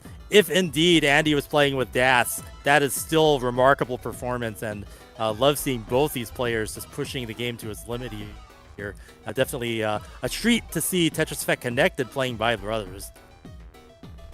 Yeah, really great seeing again the brothers always play. Seeing them in person also is really great to see. Very nice and welcoming community of folks. Yeah, also like the legendary matchup now just played so many different ways.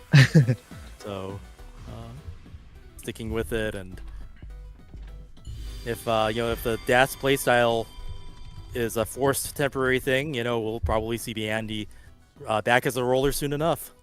Mm-hmm. And knowing Andy, he does have some hand issues, so that's why I believe he doesn't roll as much. So, playing DAS is one of those games you could play it for the longest time without any worry about any fatigue or strains in your hands. And with, the emergence of more and higher profile DAS tournaments like the Jonas Cup, and then we've got, the World Championships in Germany. That's, run by Mark Meyer. That's something to look forward to every year, where DAS really takes center stage. And even if you've got hand injury and need to play DAS, then you can shine on the world stage, and we might see that happen. Yeah, and since we were talking about the Jonas Cup, and Sharky has shared this story multiple times, I'm not normally a DAS player, but I decided to go to the Jonas Cup and made a big upset there by PBing in quals, getting into the bracket, taking a game off Matt Martin, and having the best experience there of my life.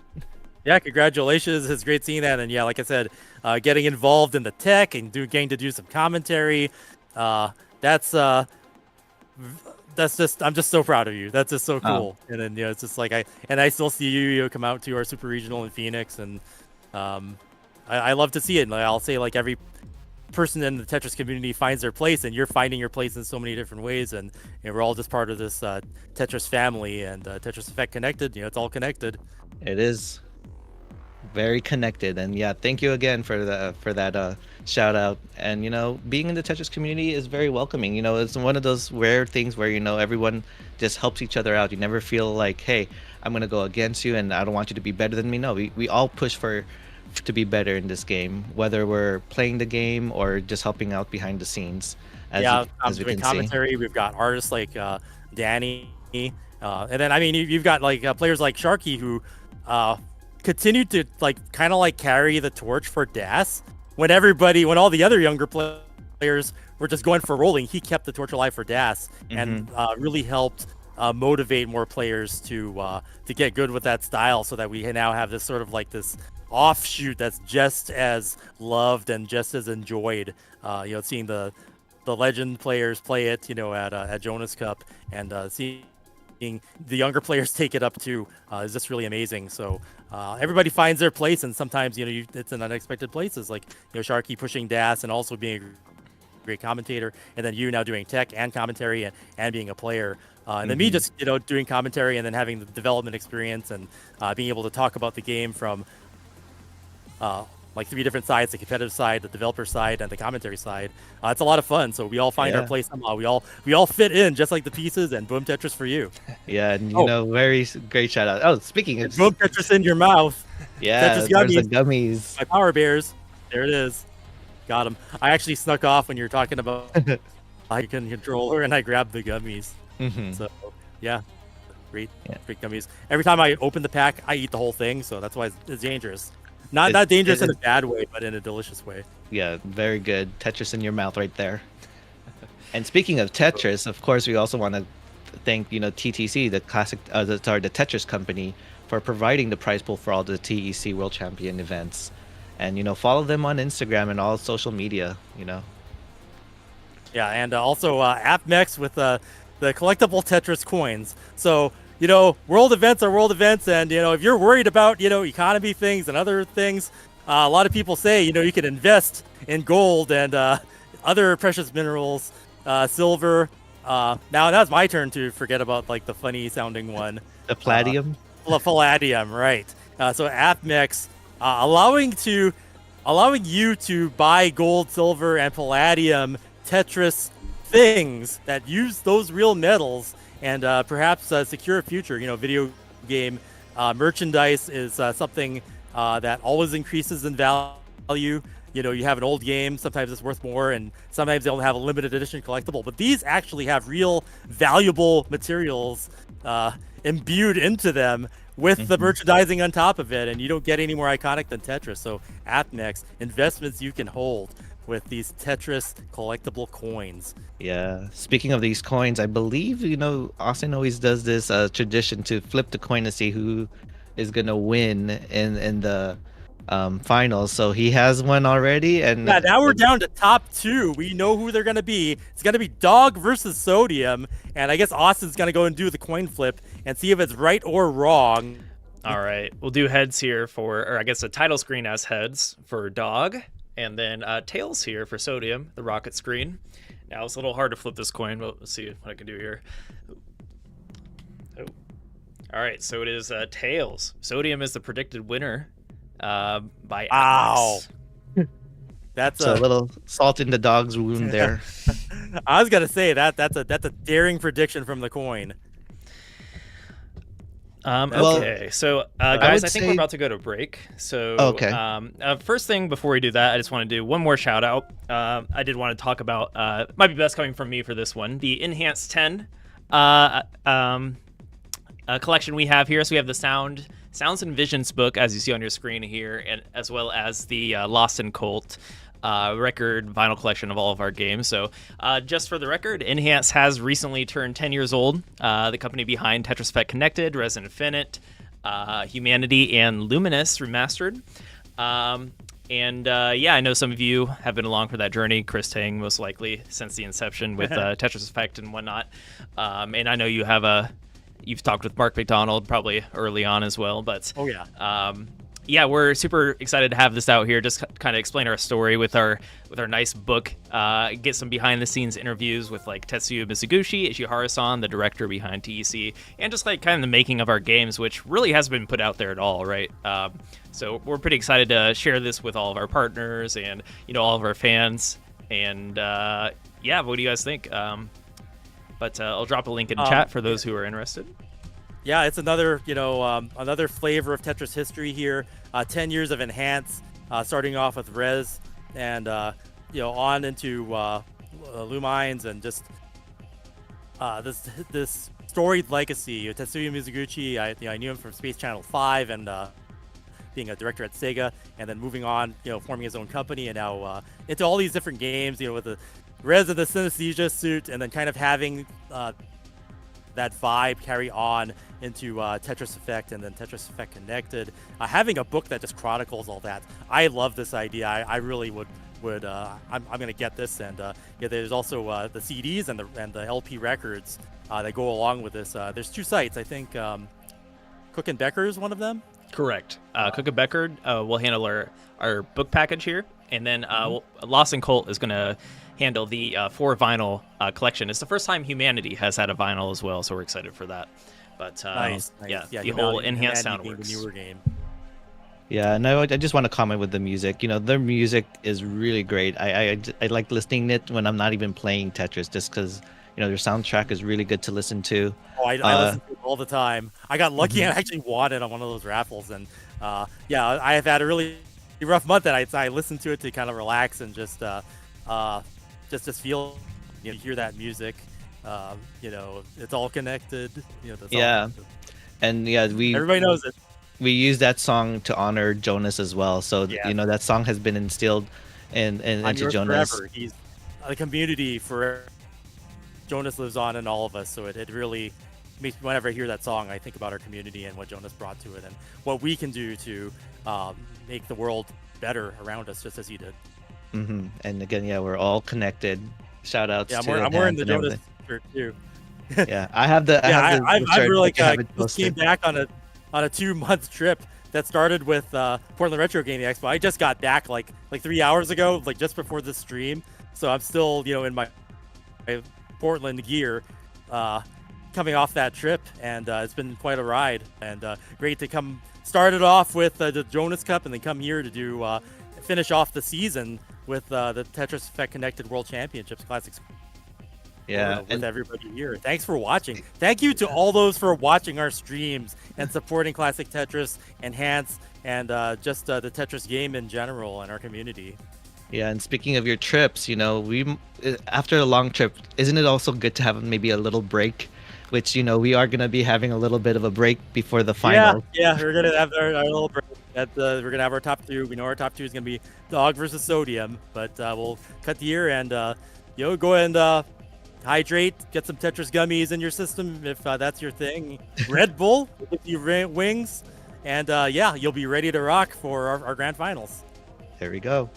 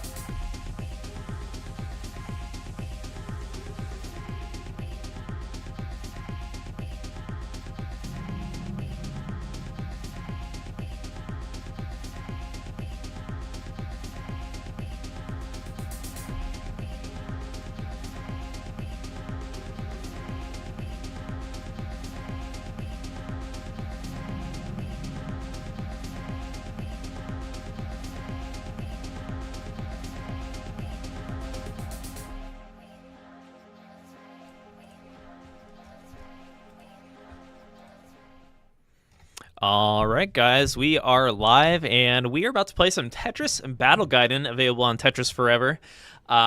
Maybe we'll show off some of the ads from the, I guess we're in the history section of Tetris Forever here. Some Tetris Battle Gaiden ads. But yes, Ninja and Chris, take it away. And we are about to do the giveaway, so be sure to type Forever in the chat if you'd like to participate. Yeah, and you might be on YouTube and spamming forever, but so. Oh, I think Chris, I think you're cutting out. Yeah, so we're just saying for anyone in the YouTube chat, if you want to participate, is actually in the Twitch chat that you would want to type in Forever. And yeah, I'm not familiar with Tetris Battle Gaiden, so I'm very curious to see how this game works. It looks like, according to the notes here, it was released in 1993 by Bulletproof Software.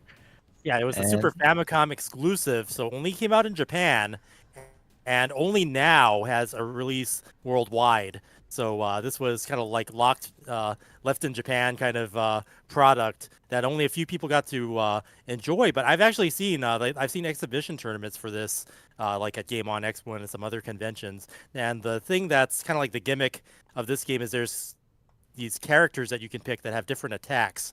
And you'll notice that the next box is actually shared between the two players. So you actually have to fight the other player to try to get the piece that you might want. When you finish your drop, the piece will spawn that's in the next queue. And if you could beat the other player to, say, like if you go on the long bar, you could steal it from them if you do a soft drop or something that allows you to get the long bar instead of the opponent. Interesting. So it's a Why is battle there- of the next box. There's a character named Ninja. Oh, we Seven. should pick Ninja.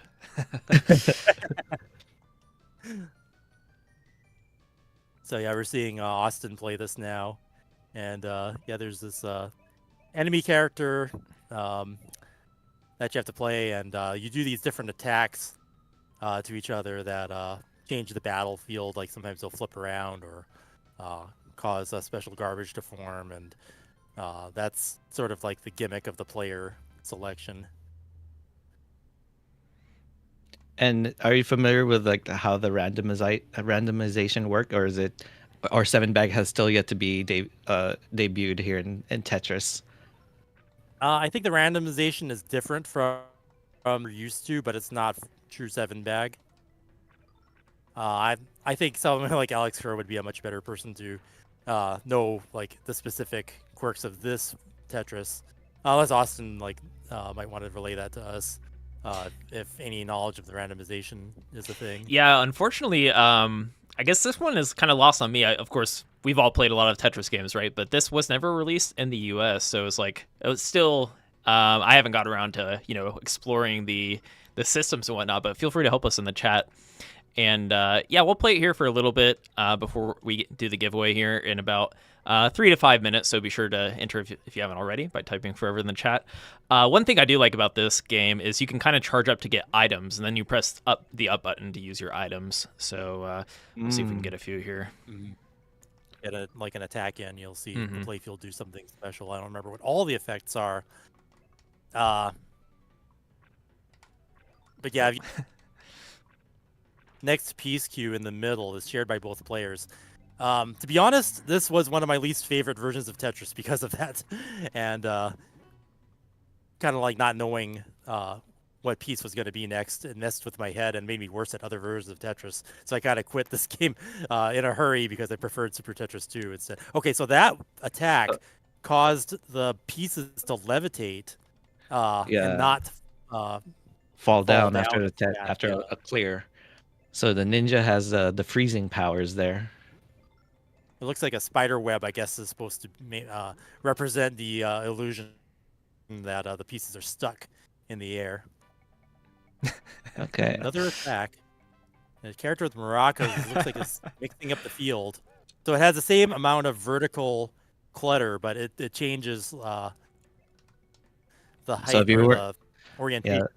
So if you were like Tetris ready and you activate that power, it's gonna make them not Tetris ready potentially. Yeah. So there's all these things that messed with the play field, and you're trying to screw up the other player, make them top out. is part of the gimmick of this game. And yeah, here's another one. I don't know what it does. Ninja is crushing us right now. Go Ninja. Yeah. I think there's a Vanilla Ice song about that. You're There's right. a Ninja Turtle. The shared piece preview really messes with me. Yeah, it does, right? And yeah, at least you could start executing these spins before it locks in. Right, it is a little forgiving in that sense. Ooh. Like a top out's gonna happen. Let's see what happens. And the insulting little faceball, VPS faceball pops out to award the win. And it looks like this would be maybe a best of 3. And again, sharing that next yeah. box. Doesn't But seem- one thing, I really like about, when Hank Roger produces games for Tetris, he really cares about like the art style, the story sometimes. And you could see that in this game and like the backgrounds. Yeah, it brings something new to the table. Yeah, definitely effort here to do something different, and sometimes it sticks, sometimes it doesn't. This was for me, thankfully, the last time I ever saw a shared piece queue. One of the features that I did not like, but at least if you want to have your mind screwed with, like this version exists for you. So imagine you wanting a piece, but then your opponent takes it before you do. So it really focuses on speed in this game. Yeah, and a player is gonna get better at Tetris overall if they learn the different possible combinations. So in some ways, it may make you worse at that, or it may make you better at being adaptable. Maybe even be better at known Xbox style play. That would be Right? true. Because there aren't very many formats or platforms to really practice that in a interesting way. So that's another way to look at it. Oh, I don't know if that power up really made the ninja opponent, like catastrophic, because it just made him Tetris ready on the left side. Yeah, it can work in against or for your favor. So some powers may actually be worse or not be a true attack. Oh, look at that next box. Now it's all talk about burst. Oh, and now you can't see it. So now everybody's got to do Z's until it runs out. Oh, so it'll spam some pieces and block the next box. All right, so after this round, we will do the drawing. We'll see if I end up topping out first here. Yes. So last call to join. Oh man, I'm right at the Ooh. top here. We'll see how forgiving this is. Go Ninja, go Ooh. Ninja, go.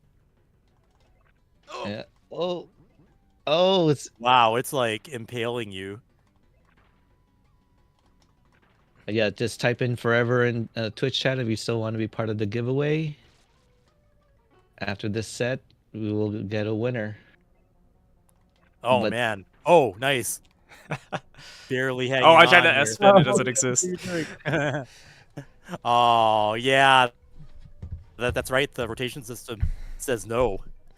All right, let's do the drawing. So drum roll, and Hebo Mai is our winner. Apparently, I don't know.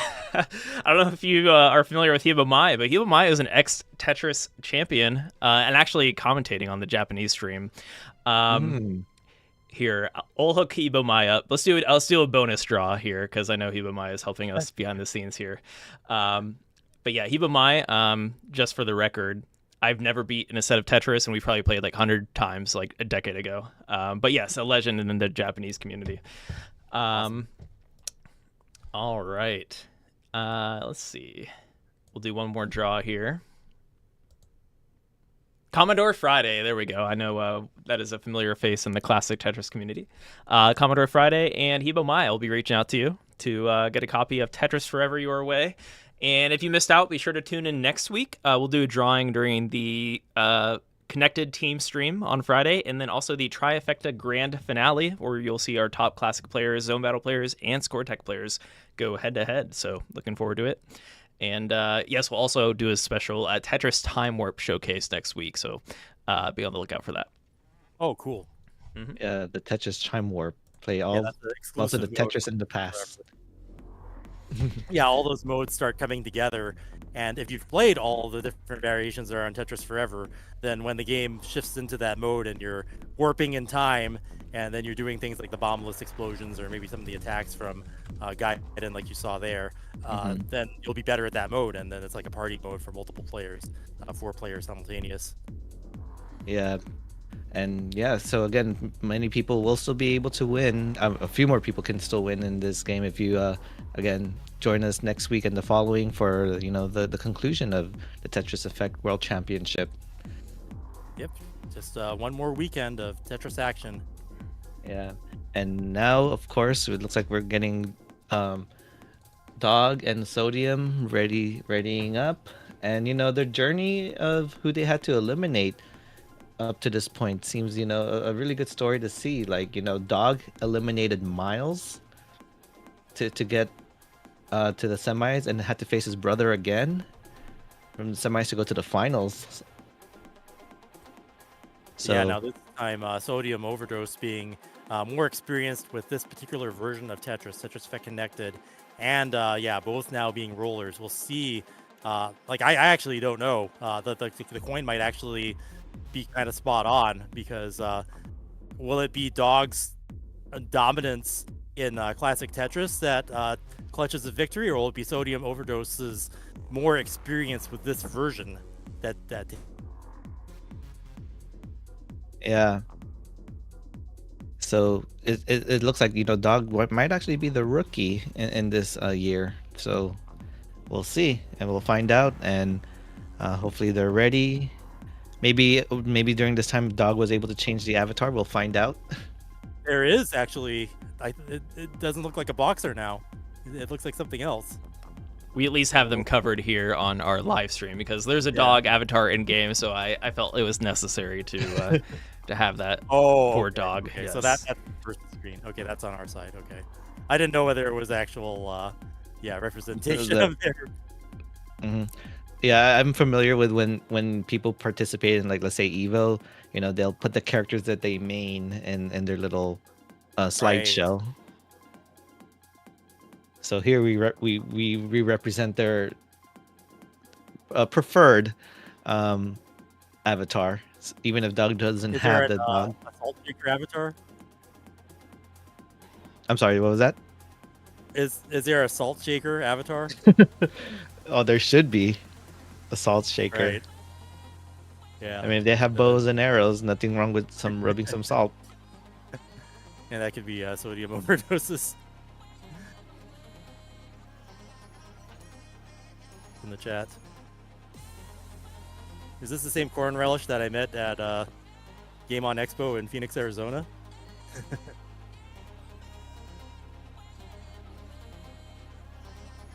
Yes. Awesome. Good to see you here. Yeah, how's it going? Boom. Tetris for you. All right. Are we ready yet? I'm not sure from the screens that we're seeing. But yeah, that gonna have Dog versus Sodium up in a few moments. Yeah, and it looks like they're ready. Sodium is on the left, Dog is on the right. And it looks like the boxer. Yeah, and Sodium is sticking with the boxer and gonna go ahead and look like he's gonna start it with the level 18 start. Very different than his strategy last year when he actually started level 15 and did the push down strats. Oh. But yeah, both these players they're familiar with how strong each other is. So yeah, okay, here we go. 3, 2, 1, Tetris. Tetris. Yes. Surprisingly simul-stack here. Oh, and a little hang already there from Dog. To cover it up, whether intended or not. It's going to cause a few burns, and Sodium still with the perfect stack. He's got to hit that first Tetris. And another.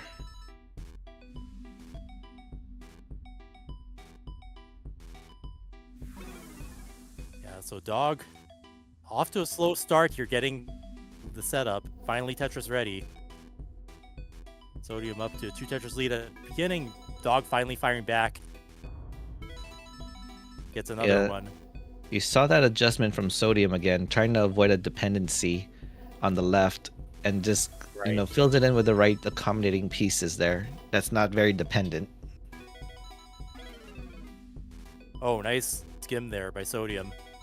40 thinking there. You can cover up the well as long as your next piece can clear the line that blocks it. Yeah, and the pieces is now working out with Dogs, and now having some holes in his stack there. Continues to make more holes. And that's going to cause Sodium to expand this lead now. Even though Sodium now kind of was double log bar dependence, waiting for one of their...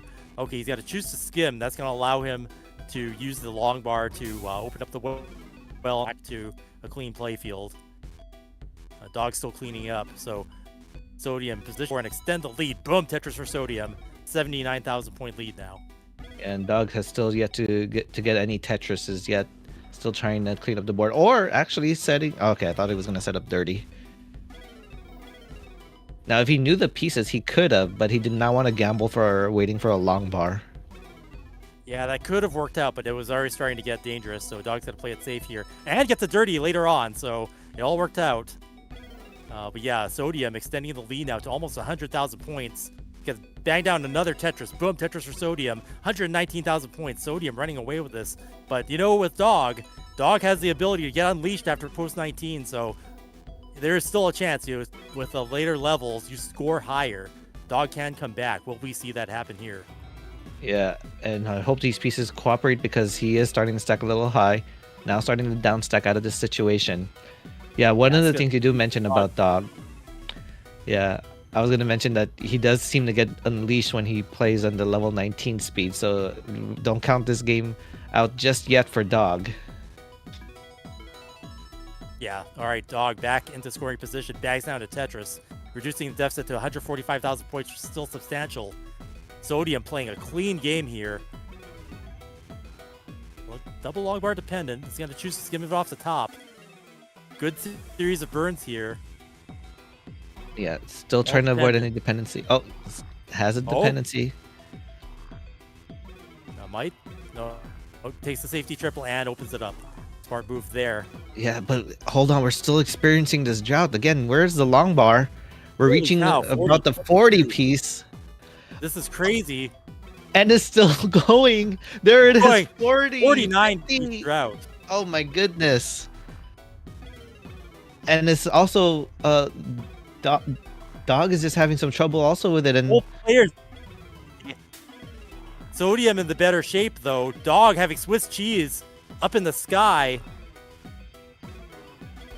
Oh, gets the all the way over. That burns. Nice. That's what you need to do. Taking the T. Ooh, that's airy. Okay, nice L there. Opening it up. Wow, what a down stack by Dog. Oh, could have used that long bar to the left if it was open, but he's still maintaining. Look at this dig. This is the dig of the night, ladies and gentlemen. Yeah, and I think that was the longest drought we've had so far in this tournament. And yeah, look at and that. Dog surviving. Yeah, way great up in the danger survival. zone. Yeah, and now Sodium being able to build that lead up to over 200,000 points, but what tenacity by Dog. Now, if Dog surviving, transition incoming to level 19, can make up the points in post-transition, then that survival will be worthwhile. Yeah, But and with Sodium, less than 11 lines, or about 11 Sodium lines. playing it high. Oh, Another no! 44. Oh My gosh! goodness! A Sodium silo topping top out. Dog topping out. Not able to even start the chase down. Sodium takes the first round. The coin has spoken. Could Sodium take this? Wow. I mean, you had to blame RNG for that, because both of them were struggling there. The double drought. Oh my goodness.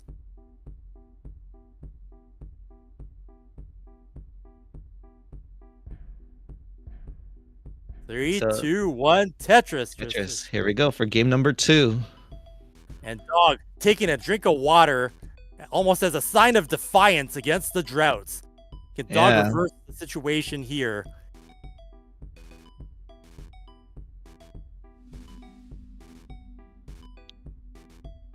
I could probably tell, Sodium likes to talk a lot when he plays his match. I have a big feeling those two are having a nice conversation while they're having their match with each other. Yeah, I'm actually not sure. I mean, some players, talk with their friends. I'm not sure if they're talking with each other, possibly. Would you happen to know? I wouldn't. Only they would be able to tell us, but I think they are because they seem to be having fun. Again, something that you just see a lot in the classic Tetris scenes. Just players having fun, no negativity, even with that big drought and that down stacking and those RNG pieces. Yeah, something that was interesting. We heard Austin said can confirm. They So, confirm that they are in chat with each other. Yeah, they are. Okay, nice. So during Jonas Cup, they did something new with Tech, and we were able to hear the players talking to each other in a live event. So they're sitting next to each other, and as Fractal will call it, yapping with each other. Fractal, enhanced with the yapping module now, and it was really interesting to hear what they were saying. So we were like, maybe they for content creation purposes, like are they making some shorts or some reels or something, highlighting the chat between the players is positive, it's fun, having fun, and it's a feature of our community. It's something I think really unique and might want to be shown in the future, and we're seeing a case of that now, even though we can't hear them. Yeah, I agree. I remember nothing major spoiler, but when let's say Jeff would top out rather than like cheat his way to a failed chase down, he just says, "I'll just line out, you'll be fine." Giving positive. Yeah, encouraging the positive player to be. Mm-hmm. Yeah, just line me out. Just do it. And no line out for both of these players because look at that Tetris for both Dog and Sodium. Dog now with the score lead this time.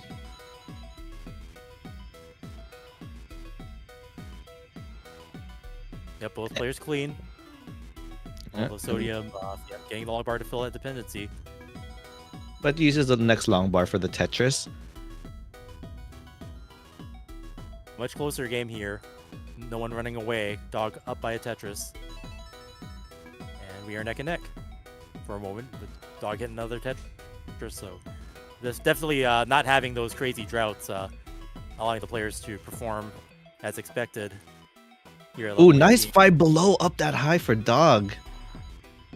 I don't know if that was accidental or intentional, but wow. You gotta love seeing those, again, micro adjustments. Yeah, the players evolving, just seeing the Matrix. Actually the official name for the playfield in Tetris is the Matrix. So knowing possibilities and playing within that is the next generation of skill here.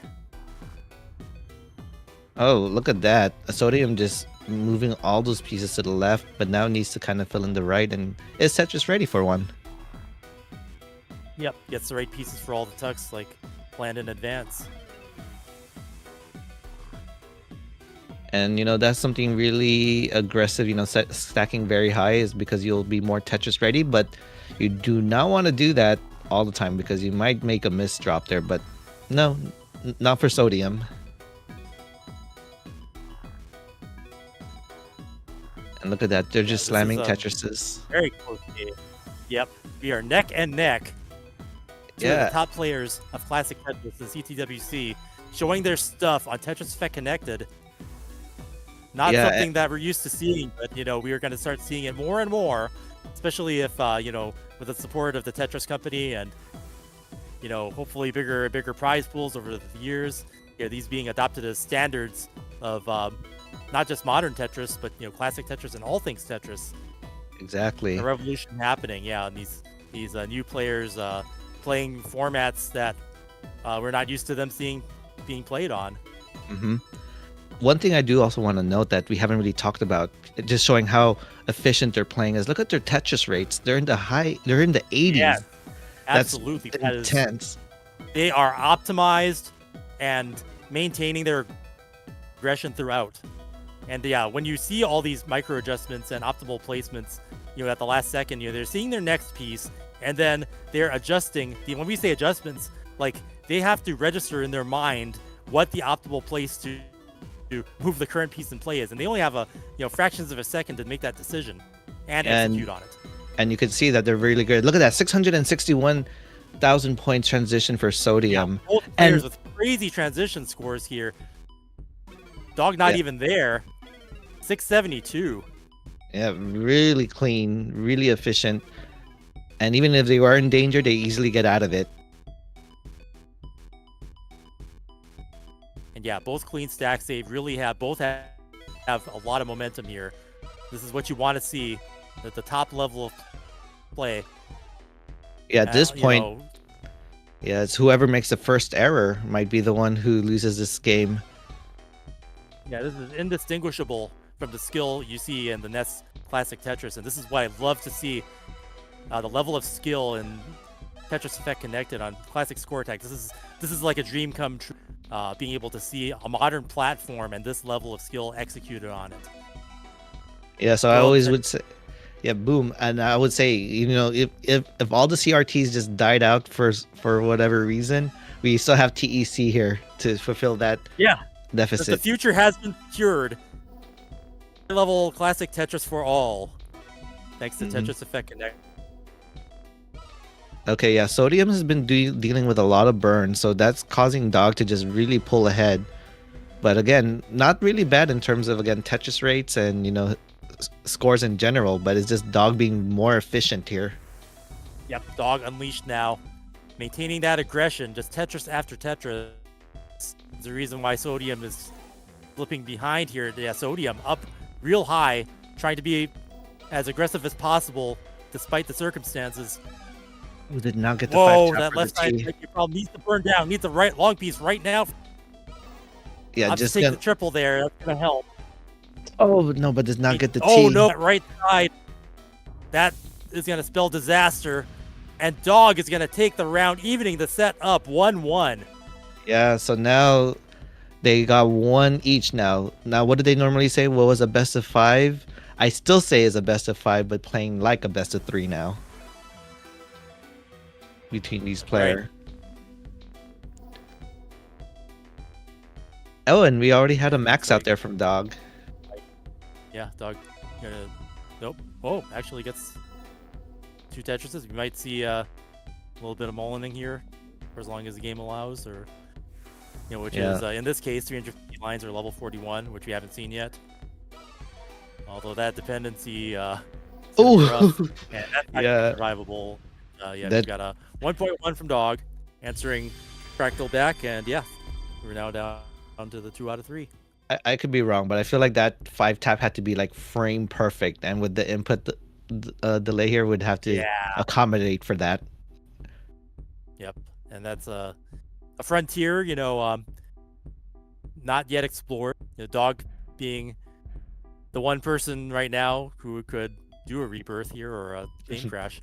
All right, 52-1 Tetris for game number 3. Round after Dog rehydrated, trying to avoid the droughts with water. Yeah, this game really loves to give droughts. and it is nice to have the counter without having to have Nessus Champs or any other software. The game doing the heavy lifting for us, and we have an enhanced tank for that. Yeah, that was one of the some of the updates that they added in this game, adding that drought counter and Tetris rate in the game rather than like after the game is done. Yeah, that's great. They keep updating it. I keep wondering, where could they go next? I mean, what I want to see is. Go ahead. Oh, I was gonna say, the one thing I am hoping for is one of those, like, Nessus Champs that tells you how many Tetris behind you are, like 1.1 Tetris behind or 0.6. That would be good down the future. Yep. But we never know. So, well, we don't know what their schedule or budget is for updates, but it looks like they've got their a good plan so far, and seeing things like the Tetris rate being updated, and I mean, even if you saw how Tetris Effect was when it started out without like the multiplayer and stuff, it has come so far. It is so amazing. I would say that in the last decade is one of the best, if not the best, maintained products that you don't even have to buy a whole new game. You get all these updates for Mhm. free. Yeah. And, yeah, you have the multiplayer modes, extra modes, and yeah, classic score attack wasn't even in it when it began, but just so friendly to all forms of Tetris. I've never seen anything like that in a Tetris product before. Yeah, before the connected expansion, you would have expected for this game to be like, charged, like, hey, you're gonna pay so and so for this expansion update. But no, they said we want you guys to still be connected. We don't want to charge you extra for it. Just, we want to keep updating and making this game happy, accessible for everyone. Yeah, full expansions I've seen don't offer as much new content as this game has. Even just a score. Oh, geez. I was just like, even just a classic score attack. But Dog had this crazy setup where he started tucking things that, well, my tiny brain could not comprehend, but it seems like it's all out now. Yeah, he did a little spin there to do some kind of future delay burn, and it looks like it is working out for him because now he's cleared out.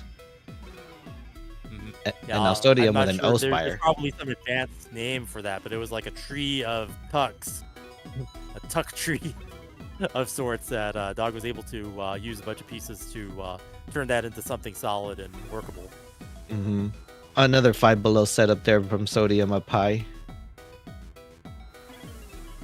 I'm always curious where they got the name Five Below from it.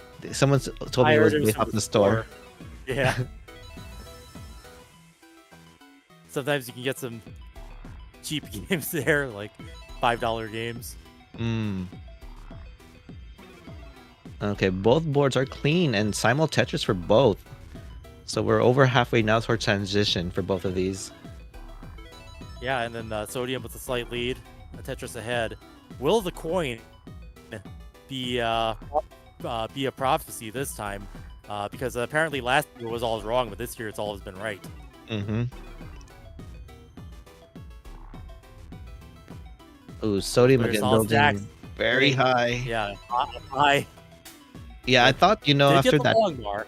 Yeah, I was gonna say after that hang from the last game, you would thought he would tone it down a little bit, but no, not against Dog. Yeah, so this is a great close match here. Both players at the top of their game here. Boom, Tetris for Sodium.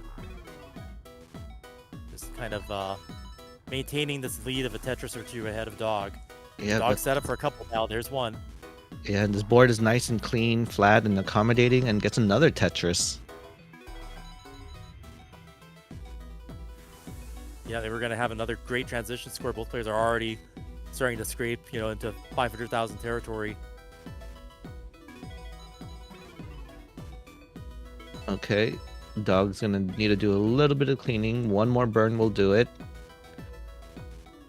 Wow, nice adjustment there. Opens up the well. And boom, Tetris for Dog. Now has a dependency, double long bar dependency.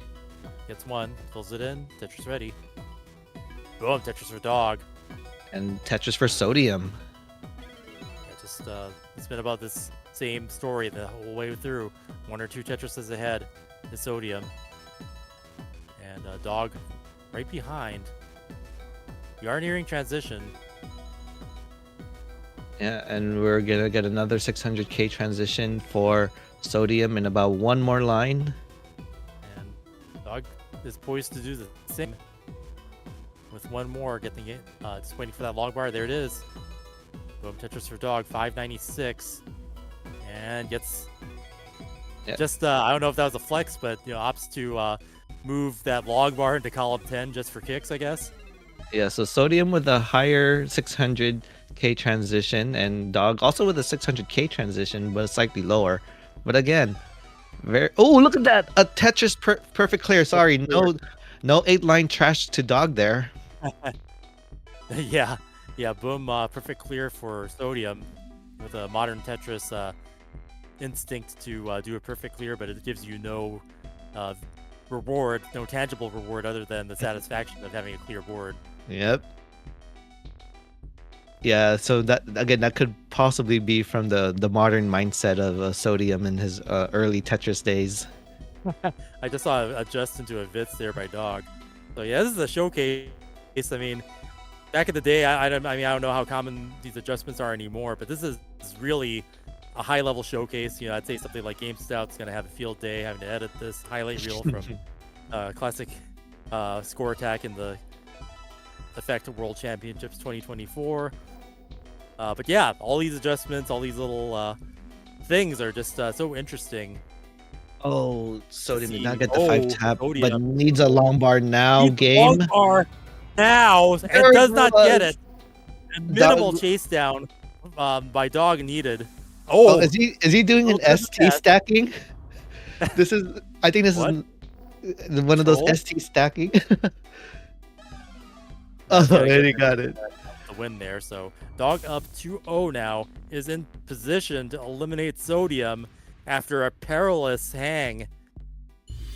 That was a very close match, ending in the top out at level 23.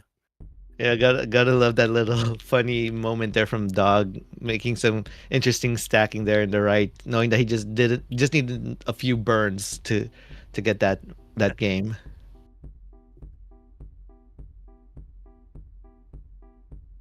So yeah, now we have Sodium 1, 2-1. Dog 2, Dog at game point now. Yeah, 2-1. So yeah, Sodium needing to win this game to stay in the match and the tournament. So yeah, game number 4 in 3, 2, 1. Tris. And Sodium going for the double tap does not get it, or double roll into try to double tuck. Mm-hmm. Gonna already take 1 burn.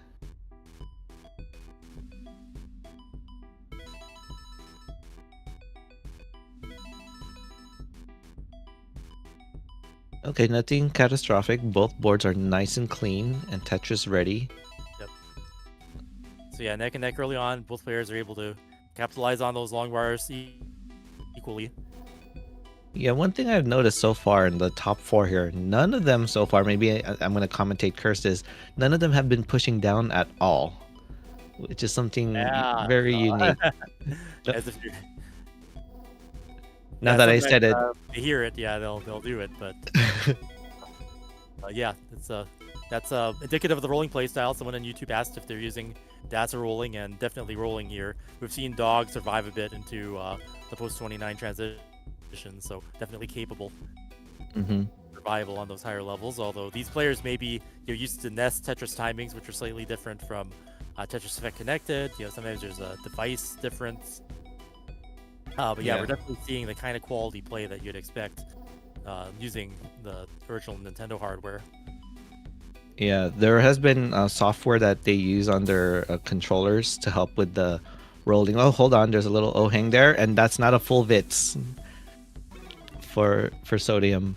But yeah, they have to adjust what they call like a polling rate, and making it too sensitive can cause double flips. So just making those kind of adjustments to their controls in this game is very, I want to say, advanced. Yeah, there's a lot of technical reasons for it.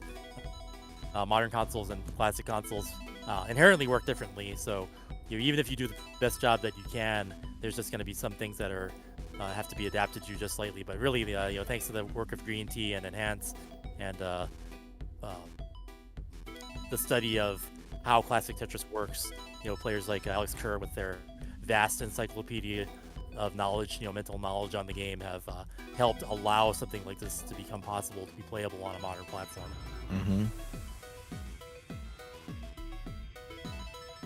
And yeah, look at this. Still very neck and neck game here. Yep. Yeah, Sodium still definitely in this, playing clean. Slight lead now with half Tetris. Okay, Dog now opens up the well and gets a long bar and a Tetris. And again, I want to comment on this. Look at that Tetris rate. Like, very efficient. Yeah, they're 93. And that's what you need to do. If you in the case of players of this skill level, being this optimal, you have to play at that, or you're gonna fall way behind. Yeah, especially because this is the match point for Dog. So I think Sodium has to play very efficient in order to make sure Dog cannot catch up to him. Yep. Up by a Tetris and a half still. Okay, Dog firing back. Yeah, both players now having a good run here with clean boards, pretty much no big digs, I'd like to say. And yeah, Tetris for Sodium. We might potentially see it, but I'm gonna hold off on saying it until it actually happens. Okay. And just nice clean stacking there from Sodium. Ooh, nice L tuck there, vertical L tuck. Yeah, trying to avoid too dangerous of a spire. Smartly burn into safety. It's getting bursted there. Can make the stack a bit tough to deal with, but Sodium getting the Tetris and the tuck afterwards, optimally placing them. Yeah, look at that. Just maintaining and accommodating board, but wait a second, not accommodating anymore. Oh, goes for the dependency over the Tetris, even though he was Tetris ready. Sometimes that works out, but it decides to give you a drought. That's bad news. Mm-hmm. It did work out for him, and now just taking a few burns, trying to keep the well open. Yeah, the Tetris rates are insane right now. Yeah. 90 at this deep in. Crazy. And yeah, 88 is nothing to sneeze at either. Both players just so optimal. Oh, did you see that adjustment? Yeah, Dog had an adjustment for the S and Z, set them up vertically. 121, 645 already, not even to transition. 2 Tetrises possible. You can see the highest transition score of the night here from Sodium. And there is a Dog not far Tetris. behind. Oh my gosh. Is Sodium gonna be aggressive here? Yep, gonna go for the Tetris. 668. Boom, Tetris is 691, and can Tetris could break 7 transition score here. Will we see it? Come on, just don't give him a drought game. Oh, is the game gonna... Don't do it. Come on, game. Give it to him. It's daring Sodium. Give it to him, game. My God. Oh, where is game. it? What are you doing? Oh, that's a big triple. 697. Wow, the game was trolling there.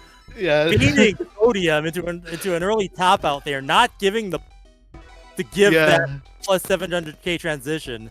And that's what I did not want to comment until it actually happened. I was hoping we'd see a 700k transition.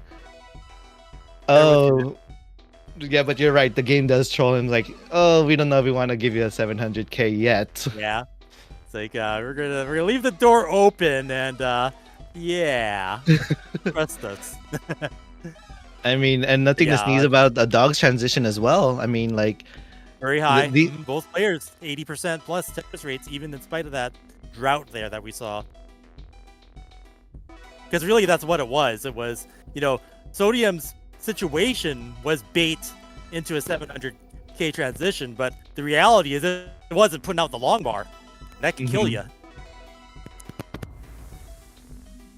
Okay, ooh, a little bit of a spiring board there from the Sodium. Oh, could have set up a T-spin, but did not want to wait for it.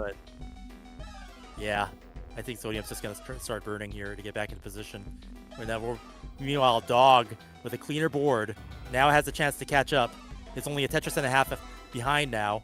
Yeah, Sodium sets up for a row 230 Tetris there. Something, but is able to clear down, and might be able to clear this off completely clearly with the next line clear, and does. And now Sodium with the wreck board gets the dirty Tetris.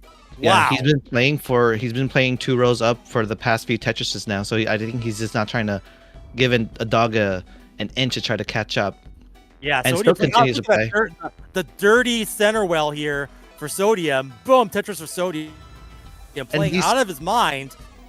Okay, now he decides to go ahead and bring the board down because kill screen or level 29 speeds is kicking in soon. Yeah, 3 more levels, so wisely players pulling back just a bit. Not going to build up high anymore would be the logical thing to do here to survive.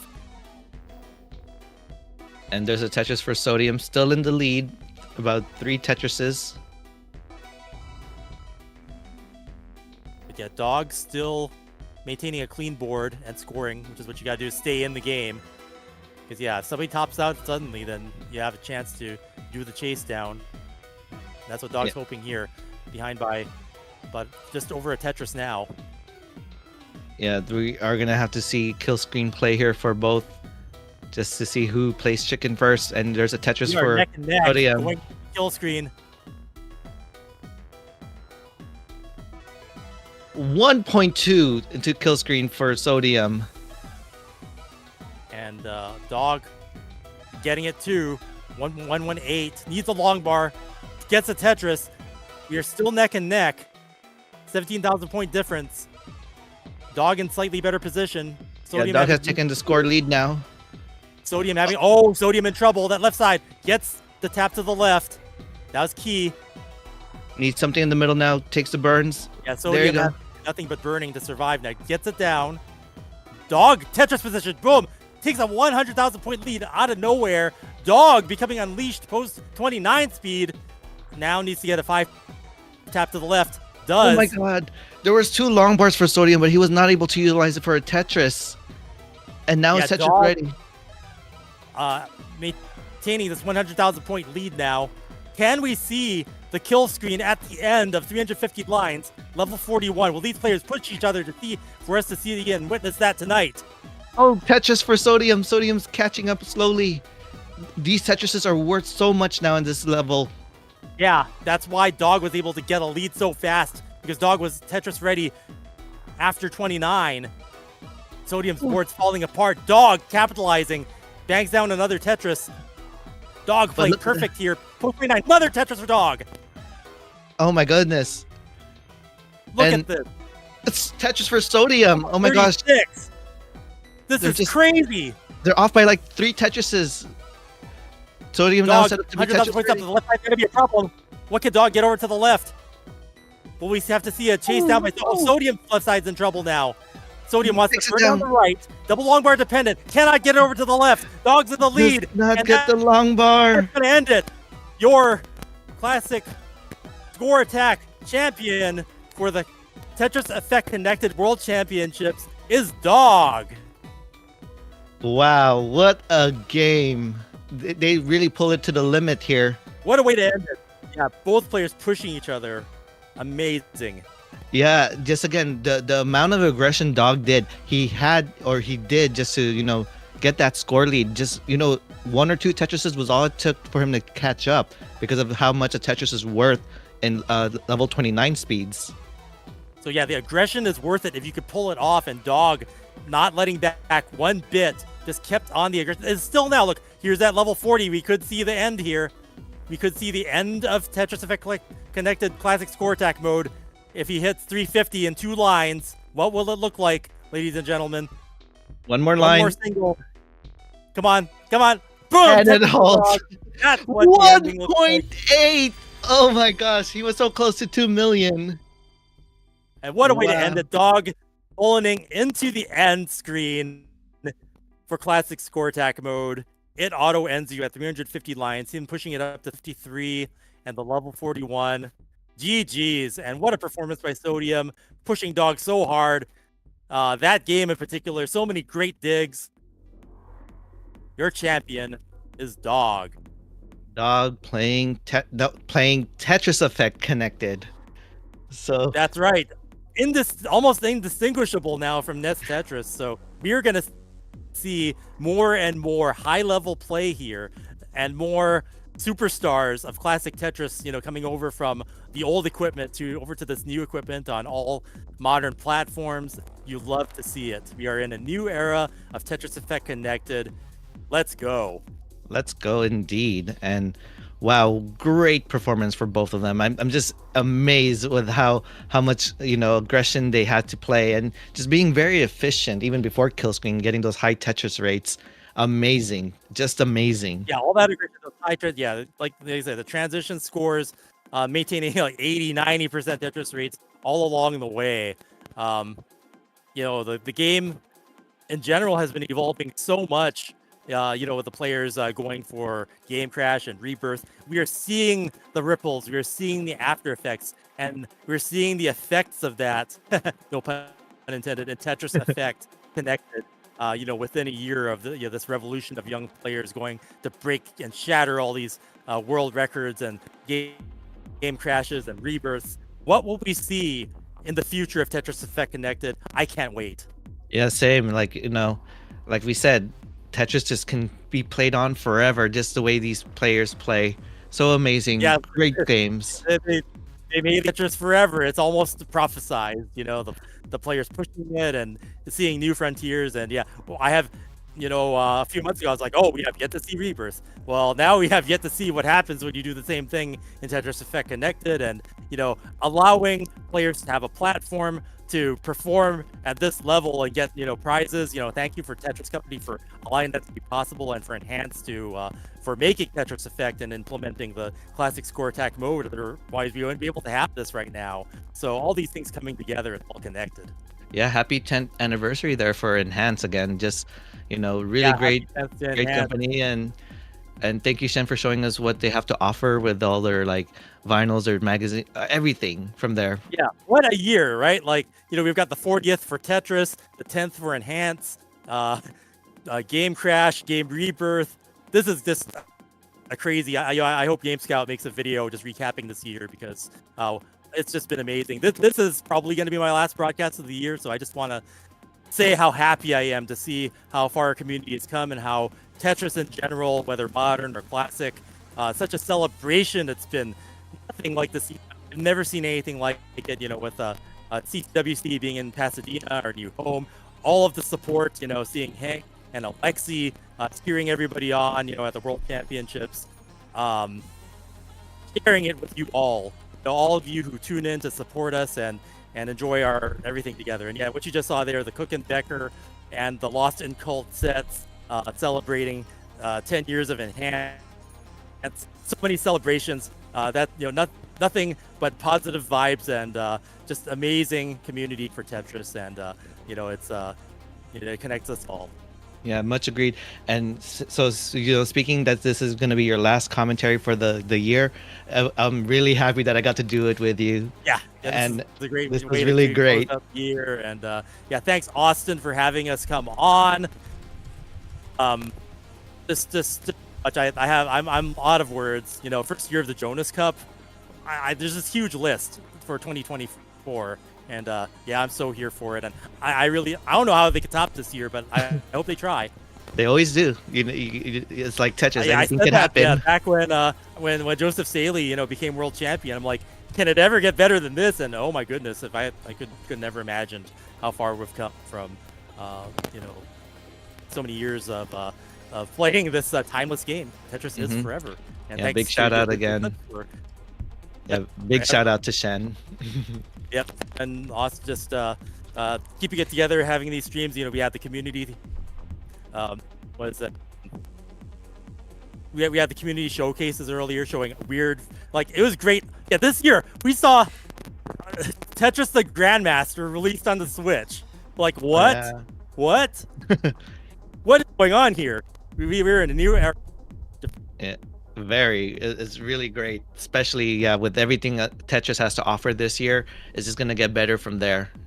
Yeah. It is just gonna get better from there. And again, really thank you to the community. Thank you for everyone who got to hear me and Chris Tang commentate the top 4 here in the classic in the Tetris Effect Connected World Champion. And there's still a few more. There's still next week until the conclusion of this. You're sure to tune into the team games and the trifecta. Actually, I don't know who they're gonna choose for the commentators yet for that. Maybe there might have been something on the sheet that I haven't seen. This is still probably my last run for commentary, and it's been an honor being a part of it. Thanks again to Enhance and the Tetris Company, especially for giving us a platform and putting these prizes up so we see high level players like Dog and Andy and Sodium being able to battle it out. Even though it's not on the Nintendo that we're used to seeing, and then also seeing a platform for Nedlo and Falcolight to come on to challenge the very upper echelon. That must be a great feeling to say, I took a game off of a former Tetris world champion. That's amazing that that's even possible here. Yeah. But What an era we live in. Yeah, big shout outs also to Hyperkin. So if you ever wanted to find a controller to play classic Tetris or any Tetris, shout out to Hyperkin with all their gear, their controllers, their smartwatch bands, the case to protect your Switch, everything. Nice pixel art there, official Tetris art there for the Hyperkin. Big shout out again. And yeah, and also We also got AppNext with the collectible Tetris coins. The coin flip was wrong. Unfortunately, I guess the trend didn't sustain for it being correct in 2024, but keeps you on your toes. But of course, if you invest, you can't go wrong with things like gold, silver, and what was that? Now I'm forgetting it. Precious metal. Palladium. But anyway, yeah. Palladium and everything. Palladium, that's right. Yeah. Also, shout out to Red Bull for sponsoring as well, because what does Red Bull always give you? Red Bull gives you wings. And hopefully long bars too, because we all want both wings and long bars. But there is a way to get a long bar, especially all the other Tetris pieces if you're ever hungry. What was it? In your mouth. Boom, Tetris in your mouth. With And the Power Bears gummies. They're delicious. And I think they have 20% fruit juice. That's what I was looking for. I was like 20% fruit juice for your remaining 80% Tetris rate. Can't go wrong with Tetris gummies from Power Bears. Boom, Tetris in your mouth. boom, Tetris in your mouth. And of course, Tetris Effect connected with all their gear. As you can see, I was wearing one of them. Chris Tang has it hanging up next to his Nintendo controller, and just all their gears or mouse pads. They have stickers, everything from shirts to hoodies. It is getting cold, so if you ever need to feel warmed up, grab yourself a Tetris Effect connected hoodie. Yeah, yep. We're in the Christmas season, and yeah, that's just the aesthetic of Tetris Effect. I've always loved it. The colors and just. Yeah, and the nice tote bags there from Shen showing. What else is he showing in there? Of course, a mouse pad.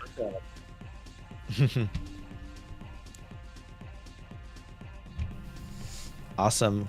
Well, thank you, Shen, again for inviting both Chris Tang and I to commentate this. Thanks so much. Classic Score Attack. This being part of the community and getting to commentate with Ninja for the first time. Great way to end the year, and there's more action next week, so be sure to tune in to the finale of the Tetris Effect Connected World Championships. Boom, Tetris for you. Yeah. Awesome. Bye, everybody. Thank you again.